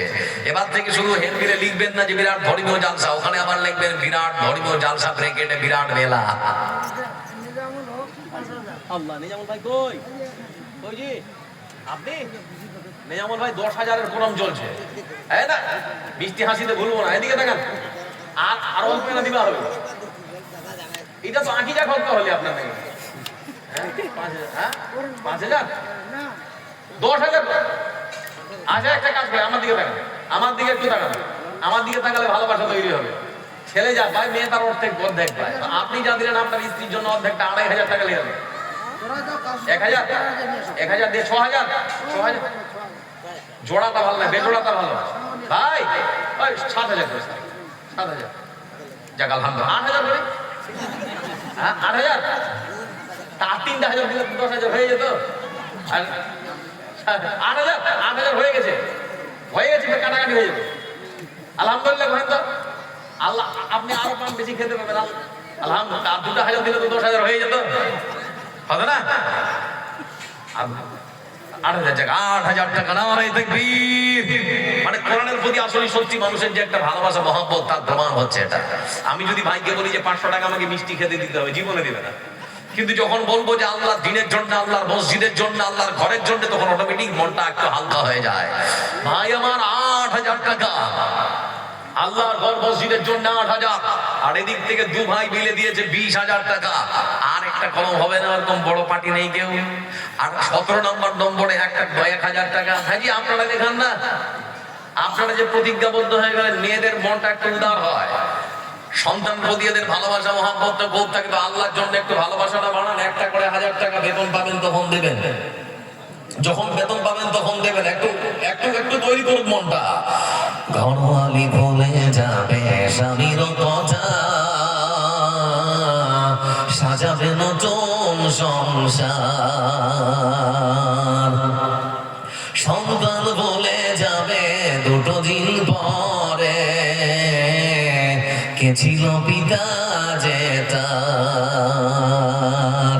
ঘরওয়ালি ভুলে যাবে স্বামীর কথা,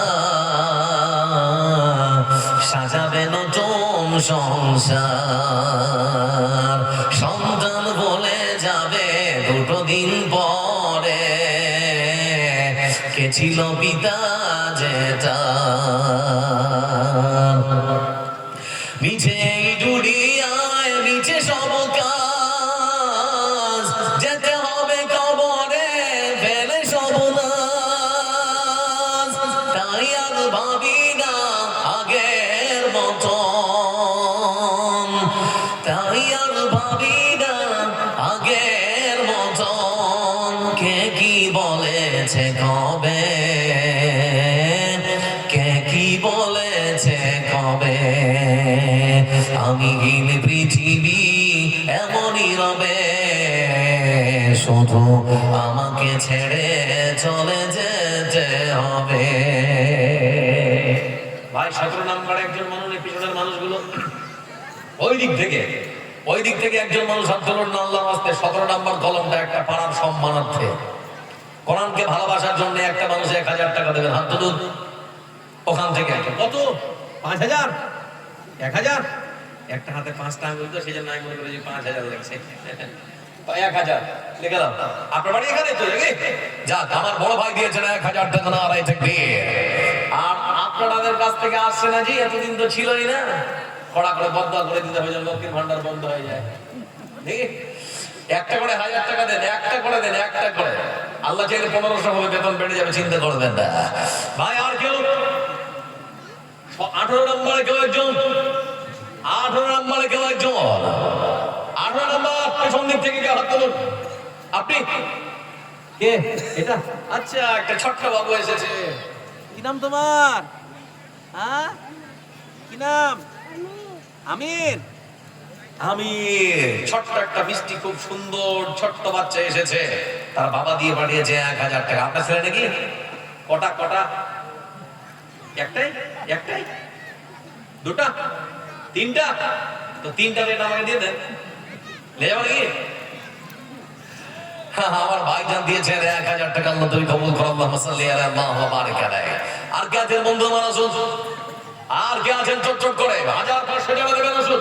মা বোন আপনারা যে বসেই থাকলেন নি, চাদর তাড়াতাড়ি করেন।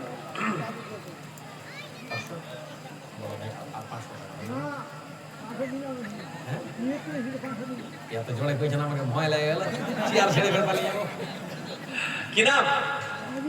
আচ্ছা, মজিবুর রহমান ভাই আমার দিয়েছে 500 টাকা, আল্লাহ তুমি কবুল করো, আল্লাহুম্মা সাল্লি আলা আল্লাহুম্মা বারিক আলাইহি। আর কে আছেন বন্ধু? আসুন, আসুন, আর চট চট করে নিয়ত করুন, আল্লাহ যা দিচ্ছি এর বিনিময় তোমার কাছ থেকে জান্নাত চাই। আল্লাহ চাইলে দিতে পারেন না? পারেন না? বদলা কি জান্নাত দিতে পারেন না? অবশ্যই আল্লাহ দিতে পারেন। চট চট করে আসুন।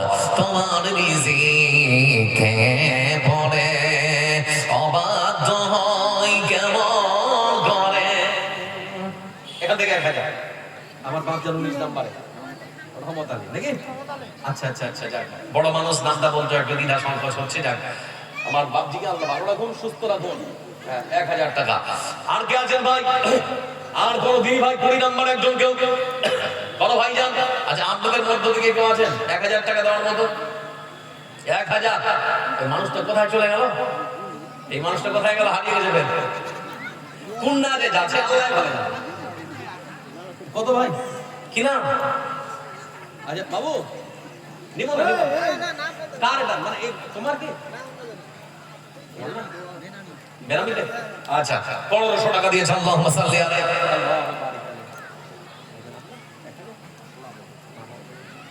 আচ্ছা ঠিক আছে দোয়া করে দিচ্ছি। অসুস্থ নাকি? আল্লাহুস সামাদ। বাবা মানে জানেন বট গাছের ছায়াটা মাথার উপর থেকে হারিয়ে গেছে। আর মা মানে একটা শব্দ কিন্তু পৃথিবীর সমস্ত মধু যেন সেই অক্ষরটার মধ্যে আল্লাহ লুকিয়ে রেখেছে। মা নেই, বাবা নেই, বাড়িটা ফাঁকা। আমারও বাবা নেই, চলে গেছে, পরলোক গমন করেছে। যারা এখানে বসে আছেন সত্যি বাবা মা কি যে মধুর জিনিস, যাদের হারিয়ে গেছে তারা বুঝতে পারছে। যাদের আছে মূল্যায়ন করার চেষ্টা করুন, পৃথিবীতে জান্নাত কিনে নিন। মা বাবার সেবা যত্ন করুন, বিনিময়ে আল্লাহ জান্নাত। ভাইজান আমার দিয়ে গেলেন 1000 টাকা। মা চলে গেছে, বাবা চলে গেছে। আল্লাহ তোমার কাছে দোয়া করি, সন্তান এসেছে সুসন্তান, তাদের ছেড়ে যাওয়া অর্থ সম্পদ থেকে 1000 টাকা দান করেছে তোমার মসজিদে। আল্লাহ সন্তানের মনের মধ্যে যেটা ঘুরপাক খাচ্ছে আল্লাহ তুমি কবুল করে নাও। তার মা বাবাকে তুমি জান্নাতের উচ্চ মাকাম দান করো। দুনিয়ার বুকে যদি কোনো গুনাহ খাতা করে থাকে আল্লাহ তুমি ক্ষমা করো, আমরা বলি আমিন। ভাই আপনাদের জন্য সুরতাল করে খুবই কিছু বলতে পারি, কিন্তু মনে যদি একটুখানি অহংকার চলে আসে আর একটু যদি খালি মানে নাম কেনার জিনিস চলে আসে তাহলে সব দান বরবাদ। এই জন্য দান করেন। সব থেকে যেটা ভালো দেওয়া সেটা হচ্ছে আল্লাহুম্মা সাল্লি আলাইহি আল্লাহুম্মা বারিক আলাইহি। এটা হচ্ছে সব থেকে বড় দান। আপনার মনের মধ্যে কি ঘুরপাক খাচ্ছে আল্লাহ ভালো জানেন। আসলে আর কে দেবেন? এতক্ষণ ধরে ঘুরি খালি লোকটা 500 টাকা নিয়ে আলি। হ্যাঁ 500 টাকা নিয়ে আলি, 3 টাকা তাই ঘুরি দিয়ে ঘুরি ঘুরি ঘুরি ঘুরি ঘুরি 500 টাকা নিয়ে আলি। এই শুনে দেবা এইটা যেন সংখ্যা শূন্যটা যেন বাড়ে 5000, আর না হলে এইটুকু আসবে না মন দেওয়া লাগে। ভাই আর কে আছেন? আসুন 500 500 1000 1000 সামনে দেখো তোমাদের ছেলে কে আছে আমি তো জানি না। ভাই আমার আসুন, চট চট করে আসুন, তাড়াতাড়ি করে আসুন। বন্ধু আমার আপনাদেরকে একটা হাদিস শোনাই। রাসূল সাল্লাল্লাহু আলাইহি সাল্লাম তিনি বলেছেন সাবাতুন ইউদিল্লুহুমুল্লাহু ফি দিল্লিহি ইয়াওমা লা দিল্লা ইল্লা দিল্লু ইমামুন আদিল। বলতে বলতে বলতে বলতে রাজুলুন এদিকে আসেন এদিকে। ভাই এত তাড়াতাড়ি চলে যায়? আমি বলিনি তো আপনার, আপনি তো 8000 দিলেন, তা আমি মনে করেছি আপনার 2000 দিয়ে 10000। এটা বলিনি তো। 2000 টাকা কে দিল ভাই? এখান থেকে কে দিলেন তো? 2000 টাকা কে দিলেন? ওই ভাই নাকি? ওই ওই যে যুবক ছেলেটা নাকি? একটু তুমি নাকি? শরীফুল শরীফ, শরীফুল ইসলাম, কত সুন্দর নাম। নামের সঙ্গে কাজের খুব মিল আছে। শরীফুল ভাই বিয়ে হয়েছে? বিয়ে হয়েছে? শারকুল ভাই বিয়ে হয়েছে? ছেলে পেলে হয়েছে? আচ্ছা শারকুল ভাই ছেলে পেলে হয়েছে? ওই যে শারকুল ভাই 2000 টাকা দিয়ে হয়েছে। ওই যে মুখটা খালি মুখেই তো কি ব্যাপার? হ্যাঁ আল্লাহু আকবার। শারকুল ভাই এই অল্প বয়সে ঠিকাদার বানিয়ে দিয়েছে আল্লাহ আপনাকে। কি অবস্থা? শারকুল ভাই একটু উঠেন তো, এখানে আছে। ও শারকুল ভাই আসো তো আসো। যুবক ছেলে গো, দেখেছেন পাঞ্জাবি পড়ে আছে, মাদ্রাসা ছেলে ছেলে নাকি? আল্লাহুস সামাদ। যাক মুখের মধ্যে মুখ ভর্তি দাঁড়িয়েও আছে, খুব মাশাআল্লাহ, দেখতেও সুন্দর সুঠাম দেহে। আচ্ছা একটা কথা জিজ্ঞেস করি। ওয়ালাইকুম আসসালাম ওয়া রাহমাতুল্লাহ। শরীফুল ভাই এক পট্টার দাম কত? 2500 নাকি? কত হলো? 2500 নাকি? দেখে যাবেন আইডি ঠিকই বলেছে 2500 টাকা। তো পট্টার সমানে জমে নি। হ্যাঁ কত করবা? 5000 করছি। বেশি বেশি বলছে 10000, তাহলে 3টা হয়ে যায়। আলহামদুলিল্লাহ, নারায়ে তাকবীর। আমার শরীফুল ভাই 10000 টাকা। আল্লাহ আমার ভাইয়ের জানে মালে বরকত দিক, আল্লাহ আমার ভাইকে ভালো রাখুক, সুস্থ রাখুক। 10000 টাকা। আল্লাহুম্মা সাল্লি আলাইহি আল্লাহু বারিক। এই গ্রামের ছেলে নাকি? তরুণ উদীয়মান ছেলে, 5 ওয়াক্তের নামাজ পড়ে।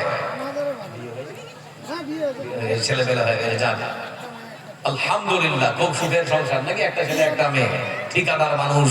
আল্লাহ আমার ভাইয়ের জানে মালে বরকত দিক, ব্যবসা বাণিজ্য আল্লাহ বেশি বেশি করে বরকত যেন বাড়িয়ে দেন, আমরা বলি আমিন। সমস্ত রকমের বিপদ আপদ বালা মুসিবত থেকে আল্লাহ আমার ভাইকে নিরাপদে যেন রাখেন, আমরা বলি আমিন। আসুন বন্ধু আমার আর একটা 10000 লাগবে, মানে 8000 মানে ছাড়া পড়ে গেছে।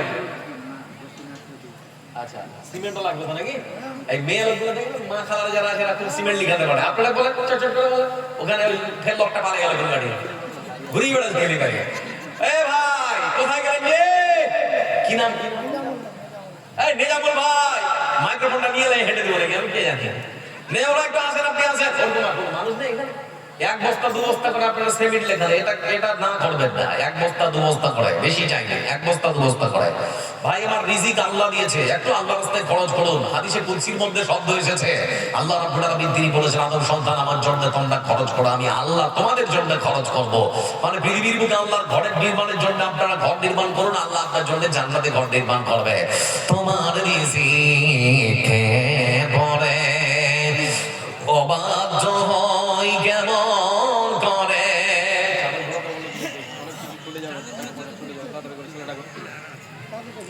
খুঁজে না পাই কোন ভাষা শঙ্কর। এই বাবা, এই চাদর তোমরা এখানে আসো। ওরা রাজধানী এক্সপ্রেস চলছে না? এতদিন রাজধানী এক্সপ্রেস, এদিকে আসো, এদিকে আসো, তোমরা দুজন এদিকে আসো। মাল ট্রেনের মতো যেতে হবে, কেউ যেন না ছুটে। এদিকে আসো, সবাই দিবে। আমার বিশ্বাস আপনারা সকলে দিবেন, কেউ বঞ্চিত হবেন না। কিছু না পারলে 5টা ইটের পয়সা দেবেন। তারপরেও যদি মনে করেন যা না আরো কিছু কম দিব, তো 3টা ইটের পয়সা দেন, অন্তত 60 টাকা 70 টাকা। আর কিছু না হলে যদি মনে করেন এর থেকে বেশি দিব, তো একটা করণের পয়সা দিন 200 টাকা। কেউ বঞ্চিত হবেন না। রাজুলুন তাসাদদাকা বিসাদাকাতিন ফাআফাহা হাত্তা লা তা'লামা শিমালুহু মা তুনফিকু ইয়ামিনুহু।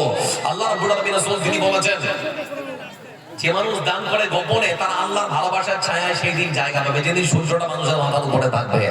এই জন্য যাচ্ছে, কেউ বঞ্চিত হবেন না। যারা হয়তো মোটা অঙ্কের দিয়েছেন, তারাও অন্তত কিছু করে দিন, 100 200 500 যে যার মতো করে পারবেন দিয়ে। তোমার রিজিকে পড়ে অবাধ্য হয় কেমন করে, খুঁজে না পাই কোন ভাষা সকল গোসার করার গো আল্লাহ। সুবহানাল্লাহ আলহামদুলিল্লাহ লা ইলাহা ইল্লাল্লাহ।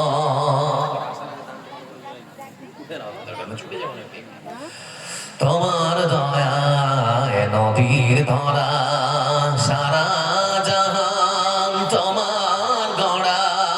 তোমার দয়ায় নদীর ধরা, সারা জাহান তোমার গড়া।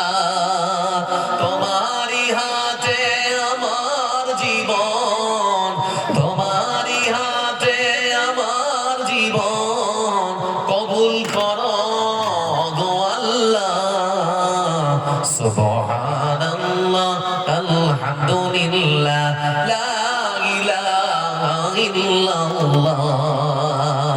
তুমি বাঁচাও, তুমি মারো, অবিরত ক্ষমা করো।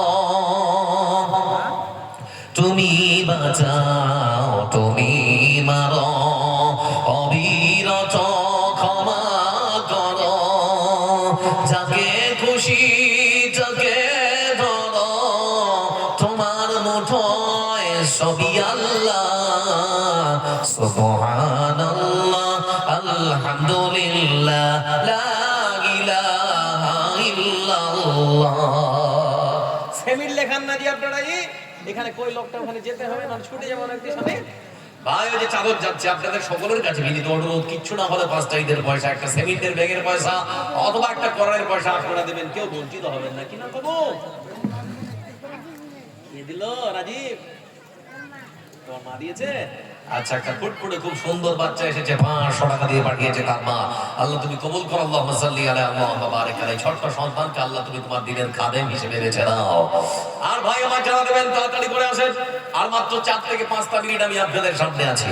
বন্ধু বলছিলাম না বারবার, কে কখন চলে যাব বলতে পারবো না। পশ্চিমবাংলার সুরের ঝংকার ছিলেন, সুরের ঝংকার বলে একজন তরুণ উদীয়মান যুবক, আমাদের থেকে হয়তো বয়সে 4-5 বছরের বড় কারি মুবাশশির ভাই আমার পরলোক গমন করেছেন। আমাদের কাছ থেকে চলে গেছেন আমাদের মাথার তাজ, চোখের মণি, কলিজার টুকরো শাইখ আয়নুল বারী। চলে গেছেন আরেকজন তাবর বক্তা আব্দুল্লাহ বিন ইদ্রিস। আর কিছুক্ষণ আগে আমি আপনাদেরকে বললাম, আমাদের কাছ থেকে বিদায় নিয়েছেন ঐতিহাসিক বক্তা গোলাম আহমদ মর্তুজা সাহেব। ভালো হন আর খারাপ হন, যাই হন না কেন, লুচ্চা হন আর লাফাঙ্গা হন, আঁকা যাবে না, মরতে একদিন হবে, হবে না? হবে না? এজন্য কিছু পরিবর্তন হল, ইন্নাল্লাহা লা ইউগাইয়িরু মা বিকাওমিন হাত্তা ইউগাইয়িরু মা বিআনফুসিহিম। যে ব্যক্তি নিজেকে পরিবর্তন করার চেষ্টা করে না, আমি আল্লাহ থেকে পরিবর্তন করে না। ভূমিকাতে বলেছিলাম না, আপনার সন্তানের জন্য সম্পদ ছেড়ে যেতে হবে না, নিজের সন্তানটাকে সম্পদ বানিয়ে যান। যেমন করে হোক খেটে খুঁটে মানুষের কাছে চেয়ে ভেঙে হলে আপনার ছেলেটাকে মানুষের মতো মানুষ বানান, লেখাপড়া শেখান, খুব সুন্দর করে ভালো শিক্ষা দিন, রাসূলের আদর্শ সুন্দর করে শেখান ছোট থেকে, তাহলে বৃদ্ধাশ্রমে কখনো যেতে হবে না। ভাই আমার আসুন তাড়াতাড়ি করে 200, 100, 500 যদি আমার হাতে কেউ দিতে চান তাহলে করে দিন, যদি মনে করেন আসা সম্ভব নয় তাহলে চাদরে ফেলে দিন। কে দিল বাবু? ওই তোমার আব্বা। 2, 3, 4, 5, 6 কই কে ভাই? এই ভাই নাকি? 3000 বাবু, 3000, 1, 2, 3, 4, 3000 দেখো, আবার দিয়ে দেখো, আর 2,000 দেখ, 5,000 লিখে দেবো, লিখে দেবো নাকি? কি বলছে সবাই? লিখে দিতে বলছে, এটা দিয়ে সন্তুষ্ট নাকি? আচ্ছা যাক, 3000 টাকা। আসুন বন্ধু আমার, আর কে দেবেন? আচ্ছা আপনারা লিখাবেন না যে সব বসে আছে প্রতিজ্ঞাবদ্ধ হয়ে, জামাইকে ভোট দেয়, কেসিপালের ফোল্ডিং ছাতা জীবনে ফুটাতে জানে না, জনসম্মুখ কেমন করে ফুটিয়েছে যে মানুষের চোখ কানা করে দিয়েছে। শাশুড়িদের জামাইকে খুব ভালোবাসে, তো আল্লাহ দিনের জন্য কিছু দিন, 200, 100, 500 যে যার মতো করবেন পারবেন দিন। 500 টাকার মিষ্টি খেতে দিচ্ছে, জীবনে 500 টাকার মিষ্টি খেতে হবে জামাই? তারপরেও শাশুড়িরা জামাইকে খুব পছন্দ করে, আদর করে, খুব ভালোবাসে, স্নেহ করে, দরকার। জামাই মানে ছেলের মতো। তো আল্লাহ ঘরটা এখনো পর্যন্ত অসম্পূর্ণ, এখনো পর্যন্ত প্লাস্টার বাকি, এখনো পর্যন্ত অনেক কাজ বাকি, জানলা দরজা অনেক বাকি। তো আপনারা যদি না দেন তো কে দেবে? এখানে সরকারের পক্ষ থেকে কোন রকমের সহায়তা আমরা পাই না, নিই না বললেই চলে। তারপরেও তো মসজিদ ভাঙ্গার সূক্ষ্ম পরিকল্পনা চলছে, লক্ষ্য করে দেখুন একটার পর একটা মসজিদ ভাঙ্গার পায়তারা চলছে। শুনছেন না আপনারা? আমাদের ভারত সরকারের কাছে একটা নিরপেক্ষ তদন্তের আমরা আশা করতে পারি। ভারতবর্ষের চাটুকার সাংবাদিকদেরকে বলি, সরকারের চোখে চোখ রেখে আপনি একটু প্রশ্ন করুন আপনারা, যে ভারতবর্ষের বাড়িতে সত্যি যদি মসজিদ সার্ভে হওয়ার প্রয়োজন থাকে তাহলে পরে মন্দিরও সার্ভে হওয়ার প্রয়োজন আছে না রে? কথা বলা আছে না রে? আমরা মনে করি ভারতবর্ষের কোনো প্রান্তে যদি মসজিদ সরকারি সম্পত্তির উপরে দাঁড়িয়ে থাকে তাহলে সেটা ভেঙে ফেলুন, আমাদের কোনো দ্বিধা নেই, কোনো বাধা নেই। তবে প্রশ্ন হচ্ছে ভারতবর্ষের বিভিন্ন প্রান্তে মন্দিরগুলো যে দাঁড়িয়ে আছে সেটাও যদি সরকারি সম্পত্তির উপরে দাঁড়িয়ে থাকে তাহলে সেটাও ভেঙে ফেলার সৎ সাহস রাখো। কিন্তু সরকারের আছে, ক্ষমতা নেই, পারবে না। কারণ ভারতবর্ষের শতাংশের দিকে 95টা মন্দির হয়তো সরকারি সম্পত্তির উপরে দাঁড়িয়ে আছে। ভাই বন্ধু আমার, আর কেউ যদি দিতে চান মাত্র আর 2 মিনিট আছে, তাড়াতাড়ি করে দিন, তারপরে আপনাদের কাছ থেকে বিদায় নেব। আমার যেদিন ভোরাবে দিন আসবে গহীন রাতি, দেখো প্রভু এ জীবনে হয় চিরসাথী। আচ্ছা কি কয়েছে শোনা হয় জানা আপনারা? কয়েছে মোর মামু মরে গিয়েছে, আর আচ্ছা মোর মামু দিছে, মোর নানা মরে গিয়েছে না? আচ্ছা চিন্তা করে ছোট্ট একটা ফুট ফুটেছিল, কি নাম তোমার বাবু? নূর জামান। ছোট্ট বাবু, একটা ছেলে, সমবয়সী ছেলে এসেছে, 500 টাকা দিয়েছে, নানা বড় লোক গমন করেছে।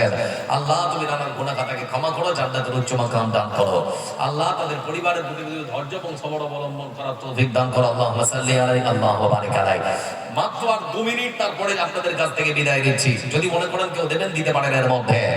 আমার যেদিন ভোরাবে দিন আসবে গহীন রাতি, দেখো প্রভু এ জীবনে হয় চিরসাথী, আসবে গহীন রাতি। আমার বলে যখন কাউকে পাবো না, সেদিন আমার শূন্য গিয়ায় তুমি থেকো সান্ত্বনা, তুমি থেকো সান্ত্বনা। আখির আলো নিবিবে যখন মনে আলো দিয়ে, আসবে না কেউ ঘর আঁধারে একটু আলো নিয়ে। আখির আলো নিবিবে যখন মনে আলো দিয়ে, আসবে না কেউ ঘর আঁধারে একটু আলো নিয়ে।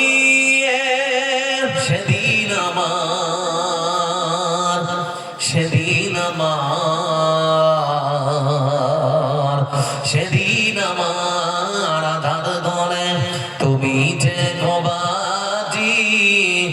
আসবে গহীন রাতি আমার যেদিন পড়াবে দিন আসবে গহীন রাতি জীবন নদীর দুঃখ জুড়ে আসলে অমারিসা থাকবে না আর দু চোখ জুড়ে একটু আলো দিশা জীবন নদীর দুঃখ জুড়ে আসলে অমানিসা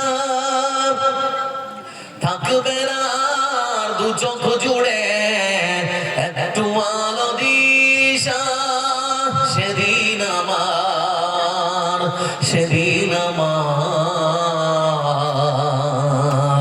সেদিন আমার আধার ঘরে তুমি থেকো বাতি আসবে গহীন রাতি আমার যেদিন পড়াবে দিন আসবে গহীন রাতি। অধীর আগ্রহী আপনারা এতক্ষণ পর্যন্ত আল্লাহর কোরআনের আলোচনা শুনছিলেন। আপনারা শুনছিলেন দান সাদকার গুরুত্ব, মাহাত্ম্য, মর্যাদা সম্পর্কে কোরআন এবং হাদিস কি বলে। দীর্ঘক্ষণ ধরে আপনারা আপনাদের অর্থ সম্পদ থেকে আল্লাহর রাস্তায় খরচ করেছেন। কেউ 10 দিয়েছেন, কেউ 8 দিয়েছেন, কেউ 7 দিয়েছেন, কেউ 5 দিয়েছেন, কেউ 2, কেউ 3, কেউ এরকম করে সহযোগিতার হাত বাড়িয়ে দিয়েছেন। কেউ সিমেন্টের ব্যাগ লিগিয়েছেন, কেউ আবার অন্যভাবে আল্লাহ দিনকে সহযোগিতার জন্য হাত বাড়িয়ে দিয়েছেন। আল্লাহ আপনাদের এই দানটা সদরে গ্রহণ করুন, আমরা বলি আমিন। আল্লাহ আমাদের আশাকে বসাকে এই মাহফিলকে আমাদের জন্য জান্নাতে জারিয়ে বানিয়ে দেয়, আমরা আরেকবার বলি আমিন। আল্লাহর কাছে দোয়া করি রব্বুল আলামিন সরকারের সমস্ত রকমের স্বৈরাচারী শাসন আমল থেকে তুমি আমাদের সকলকে বাঁচাও, শয়তানের ওয়াসওয়াসা থেকে আল্লাহ তুমি আমাদের রক্ষা করো। ফিলিস্তিনে নিপীড়িত নির্যাতিত আমার বৃদ্ধা নারী পুরুষ যেন অনবরত বলে যাচ্ছে ওয়া মা লাকুম লা তুকাতিলুনা ফি সাবিলিল্লাহ। আল্লাহ তাদের সাহায্য করার সহযোগিতা করার মতো ক্ষমতা হয়তো আমাদের নেই, তুমি সব থেকে বড় ক্ষমতাবান, তোমার পক্ষ থেকে অশেষ রহমত এবং শান্তি তুমি ফিলিস্তিনে নিপীড়িত নির্যাতিত আমার বৃদ্ধা নারী পুরুষ বৃদ্ধ বৃদ্ধা যারা আছে তাদের উপরে তুমি বর্ষণ করো। এই আশা রেখে আপনাদের কাছ থেকে বিদায় নিচ্ছি। সকালে ভালো থাকুন, সুস্থ থাকুন। আল্লাহ আপনাদের সকলকে ভালো রাখুন, সুস্থ রাখুন। আসসালামু আলাইকুম ওয়া রাহমাতুল্লাহ।